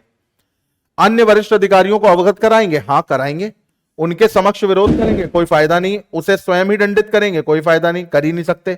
उपयुक्त में से कोई नहीं। ऐसे कैसे कोई नहीं? ए ऑप्शन करेंगे। ठीक है। फिर यहां पर देखो 66 डाला। तो अब ये रीड एंड डू वाले क्वेश्चन है, इसमें ज्यादा दिमाग नहीं लगाना है। रीड एंड डू वाले क्वेश्चन है। तो 66 वाला देखो क्या कह रहा है। कह रहा है अधीनस्थ या कनिष्ठ पुलिस कर्मी के साथ किया जाना चाहिए क्या? Question number 66। मित्रवत व्यवहार, अधीनस्थ या कनिष्ठ, अपने से जूनियर, कठोर, प्रणतापूरी या इनमें से कोई नहीं। तो भाई मित्रवती करोगे, है ना। फिर यहां पर क्या कह रहा है? आपके स्थान पर प्रतिनियुक्ति पर आने वाले पुलिसकर्मी के आने में विलंब होने की दशा में आप क्या करेंगे? ये क्वेश्चन है यहां पर देखो 67 वाला। आप ड्यूटी छोड़कर चले जाएंगे? नहीं भैया, ड्यूटी पर बने रहेंगे। प्रतिनियुक्ति पर आने वाले सैनिक की प्रतीक्षा करेंगे? यही काम आप कर सकते हैं। फिर क्या कह रहा है? सहकर्मियों से मतभेद अगर आपका है, सहकर्मियों के मतभेद को सुलझाने के लिए आप क्या करेंगे? तो सहकर्मियों के मतभेद को सुलझाने का सर्वश्रेष्ठ तरीका क्या है? उच्च अधिकारियों को इस बात से, ये तो चुगली करना हो गया। सहकर्मियों के समकक्ष अपने तर्क रखना, मतभेदों का कारण का निवारण वार्तालाप द्वारा करना, यह बिल्कुल सही काम है। फिर क्या कह रहा है? नैतिक सुविधाओं की सुचारू सप्लाई ना होने पर आप क्या करेंगे? ड्यूटी को प्राथमिकता देंगे? नैतिक सुविधाएं अगर नहीं है तो क्या ड्यूटी को प्राथमिकता देंगे? तब भी देंगे भैया, आप पुलिस में हैं, ड्यूटी नहीं करेंगे, उच्च अधिकारियों शिकायत वो सब बाद में करते रहना। आवासीय क्वार्टर के आवेदन के संदर्भ में कोई निर्णय ना होने पर आप क्या हड़ताल पर जाएंगे? नहीं। उच्च अधिकारियों को अवगत कराएंगे? करा सकते हैं। विरोध प्रदर्शन करेंगे? नहीं। पुनः प्रार्थना करके प्रतीक्षा करेंगे? ये ज्यादा सही है, डी ऑप्शन। तो अब आप समझ रहे हैं ना कि जो ऑप्शन सबसे बेस्ट है वो आपको यहां पर करना है। ठीक है। तो ये क्वेश्चन रीड एंड डू वाले हैं। जैसे अब मैं आपको इसमें बता देता हूं, ये 71, 72, ये इस टाइप से क्वेश्चन आप खुद से एक बार ट्राई करिए और देखिए कि क्या आपकी सोच वहां तक पहुंच रही है। 71 और 72 वाला होमवर्क है आपका। फिर पर्यवेक्षण पर आते हैं भाई। पहले ऑप्शन देख लो जरा क्या है। पहला वाला है निश्चित रूप से सत्य है, दूसरा वाला है संभवतः सत्य है, फिर डेटा पर्याप्त नहीं है और निश्चित रूप से असत्य है। तो निश्चित रूप से सत्य है, संभावित सत्य है, डेटा इनएडिक्वेट है और निश्चित रूप से असत्य है, यह पूछा जा रहा है। तो पहला परिच्छेद है और दूसरा परिच्छेद। परिच्छेद के क्वेश्चन बढ़िया होते हैं, मस्त होते हैं। तो एक मैं करूंगा और एक मैं दूंगा आपको होमवर्क करने के लिए। तो थोड़ा सा इसको जरा कर देते हैं बड़ा, 73 से 76। ठीक है, इसको कर देते हैं थोड़ा बड़ा। यहां पर देखो क्या कह रहा है। माइग्रेन माइग्रेन समझते हो, सर का दर्द, जो अधिकांश युवा महिलाओं में पर्याप्त मात्रा में पाया जाता है, बहुत समय से माना जाता है कि एक भयंकर प्रहार का सूचक है। हाल ही की खोजों में ज्ञात हुआ कि जिन लोगों को स्लेटी और काले रंग की दृष्टि का अनुभव होता है उन्हें इस प्रकार का दुगना खतरा होता है। जिन लोगों को धब्बे, रेखाएं या तेज प्रकाश कई मिनट तक दिखाई देता है उन्हें बहुत खतरा होता है। इस अध्ययन के अनुसार जिन महिलाओं को माइग्रेन में रहते हुए इस प्रकार के दृष्टि दोष की कठिनाई नहीं होती उनको अधिक खतरा नहीं होता। यद्यपि पुरानी खोजें विपरीत निष्कर्ष, बहुत इंपॉर्टेंट बात, पुरानी खोजें विपरीत निष्कर्ष पर पहुंची हैं। अब क्वेश्चन देखो क्या कह रहा है। काले रंग की दृष्टि का अनुभव मुख्यतः माइग्रेन का कारण होता है। काले रंग की दृष्टि, ये संभावित सत्य में आएगा, बी ऑप्शन में संभावित सत्य है। खोजों से ज्ञात हुआ है कि माइग्रेन का कारण भयंकर प्रहार की समस्या है, ये तो डायरेक्ट है। डायरेक्ट है। अब देखो संभावित और निश्चित रूप से सत्य का मतलब पता है क्या होता है? निश्चित रूप का मतलब परिच्छेद से तुरंत तुरंत मिल जाए, परिच्छेद के अंदर से ही निकाल लो। संभावित मतलब उससे मिलती जुलती बात हो रही है। तो काले रंग की दृष्टि दोष मिलती जुलती बात है, लेकिन ये परिच्छेद के अंदर से ही निकाल लिया हमने। फिर अब यहां पर देखो ये क्या कह रहा है? माइग्रेन तथा देखने, क्वेश्चन रीड करो जरा। माइग्रेन तथा देखने की परेशानी पुरुषों में बड़े खतरे का संकेत नहीं करती। पुरुषों के बारे में तो कोई बात ही नहीं हो रही, डेटा इनएडिक्वेट। फिर क्या कह रहा है? युवा महिलाएं जिन्हें दिखाई देने में अधिक परेशानी होती है तथा जो माइग्रेन से पीड़ित हैं वे खतरे के समूह में आती हैं। बिल्कुल आती भैया, निश्चित रूप से सत्य है। ये परिच्छेद 2 ये आपका होमवर्क है, ये आप स्वयं करेंगे, ठीक है? और इसका आंसर बताएंगे कमेंट करके, अगर आपको समझ में आया तो, और नहीं आया तो भी आप आंसर लिखेंगे, मैं आंसर चेक जरूर करूंगा यहां पर। फिर यहां पर क्या कह रहा है? देखो ये हम लोग आगे प्रीवियस ईयर क्वेश्चन पर। कह रहा है प्रश्न में एक कथन उसके 2 तर्क हैं, तो कथन और तर्क के ऊपर एक क्वेश्चन है। क्या सभी को स्वस्थ रहने के लिए फलों का ज्यादा सेवन से बचना चाहिए? अब देखो ये क्वेश्चन ही कैसा है। ये कह रहा है कि क्या फलों के सेवन से आपको बचना चाहिए? हां, फल महंगे होते हैं इसलिए उनसे बचना बेहतर है, ये कोई आंसर नहीं हुआ। नहीं, फल महत्वपूर्ण विटामिन और खनिजों का एक अच्छा पूरक है जो शरीर के लिए आवश्यक है। अब ऑप्शन देखें जरा क्या है इसमें।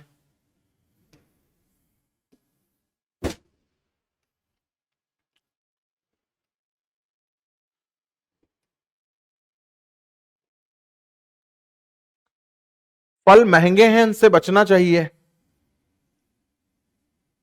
ये तो गलत बात है। केवल तर्क एक मजबूत है, ये तो नहीं होगा। केवल तर्क दूसरा मजबूत है, ये होगा। 2 कहां पर आ रहा है? सी ऑप्शन में, ठीक है। फिर पूर्व धारणा के ऊपर ये देखो क्वेश्चन आ रहा है यहां पर। अच्छा, इस टाइप के क्वेश्चन हम लोगों ने इतने कर लिए हैं कि इस टाइप के क्वेश्चन में आप लोगों को थोड़ा थोड़ा होमवर्क भी दे सकता हूं। यहां पे कह रहा है कि धूम्रपान के दौरान उत्पन्न होने वाले कार्सिनोजन फेफड़े को प्रभावित करते हैं, इसलिए धूम्रपान स्वास्थ्य के लिए हानिकारक है। धूम्रपान से मृत्यु होती है, बात तो सही है भैया। जलने पर सिगरेट कार्सिनोजन उत्पन्न करती है, ये भी बात सही है। तो इसका मतलब दोनों सही है, दोनों पूर्व धारणाएं अंतर्निहित है, यानी सी ऑप्शन। सी ऑप्शन मतलब ए ऑप्शन, ए ऑप्शन में ही तो सी है, ठीक है। अब ये कथन और तर्क के क्वेश्चन हम लोग कर चुके हैं, तो आप इसको एज अ होमवर्क ले सकते हो, तीसरे वाले को, ठीक है, वरना चैप्टर फिर काफी बड़ा हो जाएगा। पूर्व धारणा हम लोग यहां पर करेंगे। देखो जरा ये वाला क्वेश्चन देखते हैं, क्या कह रहा भाई? शतरंज एक दिमागी खेल है, ठीक है, मानते हैं। शतरंज क्या है? एक दिमागी खेल है, इसे खेलने के लिए अधिक सोच विचार की आवश्यकता है, बात तो सही है। विश्वनाथ आनंद इस देश के सर्वश्रेष्ठ शतरंज खिलाड़ी हैं, बात तो बिल्कुल ये भी सही है। शतरंज में आनंद की रणनीतियां अद्वितीय हैं, अरे तभी तो सर्वश्रेष्ठ खिलाड़ी हैं। तो दोनों सही होंगे, तो दोनों सही मतलब 1 2 दोनों पूर्व धारणाएं सही हैं। सी।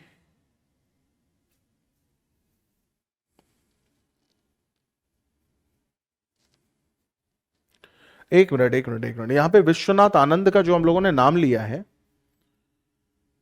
हाँ सही है, सही है, पूर्व धारणा है ना, सोच सकते हैं, आगे पीछे का भी सोच सकते हैं पूर्व धारणा में, सही है। अब यहां पर आते हैं, अब फिर से देखो कथन और तर्क आ गया, ठीक है। तो चलो इस बार तर्क मैं करता हूं और ये पूर्व धारणा आपको होमवर्क में दे देता हूं। प्रश्न नंबर 5 वाला क्या कह रहा है? देखो जरा, कह रहा है क्या हमें सवारी का आनंद लेने के लिए बिना हेलमेट के बाइक चलाना चाहिए? सवारी का आनंद लेने के लिए बिना हेलमेट के बाइक चलाना चाहिए? हां, बिना हेलमेट के सवारी करना सुरक्षित और आनंददायक है, ये तो बिल्कुल गलत बात कह रहा है। पहला वाला तो गलत हो गया। नहीं, हेलमेट पहन के सवारी करना किसी भी दुर्घटना की स्थिति में सुरक्षा के लिए बेहतर है, ये तो आप लोग भी बता दोगे कि केवल दूसरा वाला ही मजबूत है यानी बी ऑप्शन। नीचे एक कथन और उसकी 2 पूर्व धारणाएं दे रखी हैं, आप आराम से इसको करिएगा। बच्चों को स्मार्टफोन निरंतर उपयोग में रखा जाना चाहिए, क्वेश्चन है, और ये उसके ऑप्शंस हैं। इसको होमवर्क में करके कमेंट में जवाब दीजिएगा, बताइएगा क्या आंसर आएगा। फिर यहां पर तर्क वाला क्वेश्चन आ गया, क्वेश्चन नंबर 7 तर्क के ऊपर आ गया। क्या कह रहा भाई, देखो जरा, यहां पर कह रहा है क्या ग्रेजुएशन करने वाले छात्र को अच्छी वित्तीय शिक्षा दी जानी चाहिए ताकि वे अपने भविष्य में अधिक कुशलता से धन का प्रबंधन कर सकें। ध्यान से सुनना क्या कह रहा है। क्या ग्रेजुएशन करने वाले छात्र को अच्छी वित्तीय शिक्षा दी जानी चाहिए ताकि वे अपने भविष्य में अधिक कुशलता से धन का प्रबंध कर सकें। हां, सभी छात्रों को मूलभूत वित्तीय प्रबंधन कौशल की कमी है। यह हम कैसे कह सकते हैं कि सभी में कमी है? नहीं, जबकि चिकित्सा, कानून और कला के छात्र भी वित्तीय प्रबंधन कौशल में अच्छे हैं। भाई ये भी हम कैसे कह सकते हैं कि वो अच्छे हैं? नहीं, तो ना तो पहला ना दूसरा है। नहीं, चौथा वाला कहां आ रहा? बी में, तो बी ऑप्शन हमारा आंसर हो जाएगा। चौथा वाला कहां आ रहा? बी में, तो बी ऑप्शन हमारा आंसर हो जाएगा। ठीक है।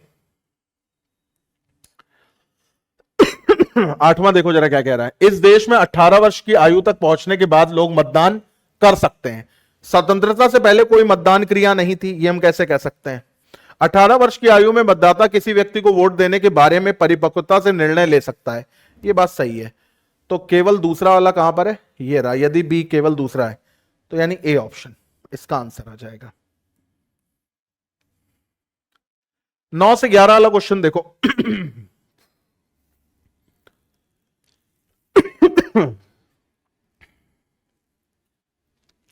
निम्नलिखित जानकारी को पढ़ें और दिए गए प्रश्नों का उत्तर दें। आवंटन के समय किसी परिवार को आवास भूखंडों का आवंटन की शर्तें निम्नलिखित हैं। अब शर्तें क्या हैं सुनो। परिवार में कम से कम 4 सदस्य होने चाहिए जिनमें से केवल एक विवाहित जोड़ा होना चाहिए। तो 4 सदस्य होने चाहिए और एक मैरिड कपल होना चाहिए। परिवार की मासिक संयुक्त आय 25,000 प्रति माह से अधिक नहीं होनी चाहिए। तो 25,000 प्रति माह से अधिक नहीं होनी चाहिए। परिवार में किसी भी सदस्य के खिलाफ आपराधिक मामला नहीं होना चाहिए। तो आपराधिक मामला नहीं होना चाहिए। परिवार में किसी भी सदस्य को अन्य किसी योजना का लाभ नहीं मिलना चाहिए। तो अन्य योजना नहीं होनी चाहिए। परिवार में किसी भी सदस्य के नाम पर कोई आवासीय संपत्ति नहीं होनी चाहिए। तो आवासीय संपत्ति भी नहीं होनी चाहिए। अगर कोई परिवार इसे छोड़कर अन्य सभी मानदंडों पर को पूरा करता है तो फिर क्या कह रहा है? बी। उपयुक्त यदि संयुक्त आय में पेंशन शामिल है तो पेंशन राशि कटौती योग्य है। ठीक है भाई। फिर क्या कह रहा है? सी। उपयुक्त और यदि कोई सदस्य कारावास से रिहा हुआ है तो मामला केंद्रीय पुलिस स्टेशन को जाता है। ठीक है। और ई क्या कह रहा है भाई? ई उपयुक्त। अब देखो यहां पर कह रहा है कि बी के उपयुक्त। बी कहां है? बी ऑप्शन देखो क्या कह रहा है कि परिवार में मासिक आय। तो कह रहा है कि अगर संयुक्त आय में पेंशन शामिल है तो पेंशन राशि कटौती योग्य है। ठीक है। फिर सी वाला ऑप्शन देखो क्या कह रहा है? परिवार में किसी सदस्य के खिलाफ आपराधिक मामला नहीं हो और अगर है तो केंद्रीय पुलिस स्टेशन को जाता है। ई कह रहा है, ई ऑप्शन देखो क्या है? परिवार में किसी भी सदस्य के नाम पे कोई आवासीय फ्लैट ना हो। अगर है, यदि उसी किराए के घर में 7 वर्षों से अधिक समय तक रह रहे हैं तो इसे स्वामित्व की आवासीय संपत्ति माना जाएगा। ठीक है। अब उपयुक्त मानदंडों में नीचे दी गई जानकारी के आधार पर प्रत्येक मामले में कार्यवाही का निर्णय लें। आप कुछ भी अपने आप से नहीं मान सकते, यह बात ध्यान रखिएगा। आप अपने आप से कुछ भी नहीं मान सकते। तो यहां पर कह रहा है परिवार ए में पिता, माता, दादा और 2 बच्चे हैं। तो पहला वाला पढ़ो जरा क्या कह रहा है? परिवार में कम से कम 4 सदस्य। तो ठीक है भाई, ये तो बात सही है। फिर कह रहा है कि 3 वर्ष पहले पिता को दंगों में 2 वर्ष की जेल हुई थी। ठीक है। पिता प्रति माह 20,000 रुपए कमाता है और दादा को प्रति माह 27,000 की पेंशन मिलती है। परिवार के अन्य किसी सदस्य की कोई कमाई नहीं है। परिवार को अन्य कोई छूट नहीं मिलती है और उनकी ना ही स्वयं स्वामित्व की कोई संपत्ति है तथा वे पिछले 5 वर्षों से उसी घर में किराए पर रह रहे हैं। तो क्या ये ऐसे लोगों को भूखंड आवंटित किया जाएगा, रद्द किया जाएगा, सेंट्रल पुलिस स्टेशन में भेजा जाएगा कि आंकड़े अपर्याप्त हैं? तो देखो पिता को दंगे में जेल हुई थी और जेल हुई थी तो क्या होगा? सेंट्रल पुलिस स्टेशन भेजा जाएगा, यानी केंद्रीय पुलिस में भेजा जाएगा। यहां लिखा है ना, दंगों में 2 वर्ष की जेल हुई है। फिर आगे देखते हैं, यानी ये टफ नहीं है क्वेश्चन, ये बड़े मजेदार क्वेश्चन होते हैं। ये वाला देखो क्या कह रहा है।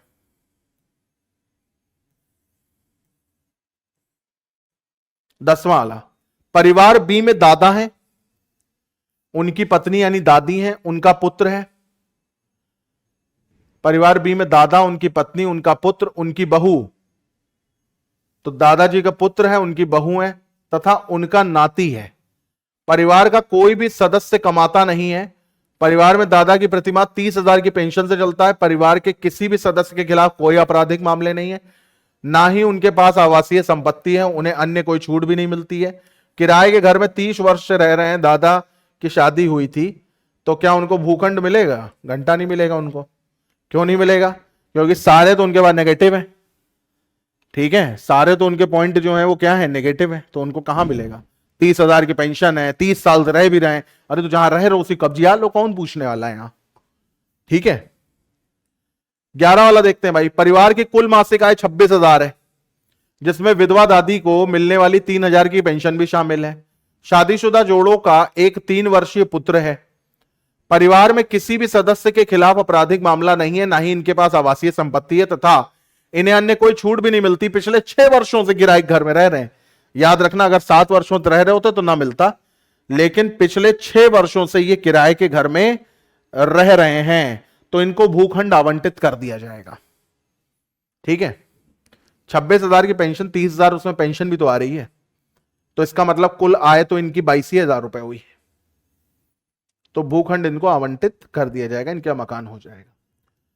तो यहां तक हम लोगों ने काफी क्वेश्चन देखे। अब आपके सामने में 5 क्वेश्चन है, अगर आप ध्यान से देखें तो ये 17 तक का ये कुछ क्वेश्चन है, जिसमें पूर्व अनुमान है और नॉर्मली जैसे यहां पर अभी क्वेश्चन नंबर 16 मैं आपको सॉल्व करा दूंगा, और बाकी मैं उम्मीद करता हूं कि आप होमवर्क में इसको करेंगे। तो ये 3-4 क्वेश्चन आपको होमवर्क में लगाने, और क्वेश्चन नंबर 16 जो कि बहुत बढ़िया क्वेश्चन है, प्रीवियस ईयर में पूछा भी गया है, इसलिए मैं इसको आपको करा देता हूं। यहां पर देखो क्या कह रहा है, क्या कह रहा है। आप रात को सिनेमा देखकर आ रहे हैं और अचानक आप देखते हैं कुछ गुंडे 2 लड़कियों का पीछा कर रहे हैं, तो आप क्या करेंगे? आप गुंडों से कहते हैं कि वहां से चले जाओ, इसका नतीजा भुगतने के लिए तैयार रहें। ठीक है, आप लड़कियों के साथ जाकर उन्हें घर तक छोड़ देंगे। पहली बात तो अगर आप ये कहेंगे तो गुंडे फिर आपको ही पकड़ के धो देंगे। आप आसपास के लोगों को इकट्ठा करेंगे, इससे बहुत लंबा टाइम लगेगा। आप चुपचाप देखते रहेंगे तो फिर आप पुलिस बनने के योग्य नहीं है। आप समझदारी दिखाएंगे, लड़कियों के साथ जाएंगे और उन्हें घर तक छोड़ करके आएंगे। उसके बाद अगर गुंडे आपसे पंगा लेते हैं तो फिर वो आप जाने, और कितना आप में बाहुबल है वो जाने। ठीक है, तो इसी के साथ इस चैप्टर को हम लोग एंड अप करते हैं। और विश्लेषणात्मक तर्क शक्ति में इतने ही क्वेश्चन थे, बाकी स्वयं से भी आप प्रैक्टिस कर सकते हैं। और अच्छा चैप्टर है, अच्छे कॉन्सेप्ट है, आप इनकी प्रैक्टिस करिए, और कोशिश करूंगा कि इनके ऊपर सेपरेट वीडियोस भी आए। So till then bye, take care. ये तो बुक का सॉल्यूशन था। एंड इसी के साथ आज की क्लास और आज की बात को खत्म करते हैं। वीडियो अच्छा लगा हो तो लाइक जरूर करिएगा।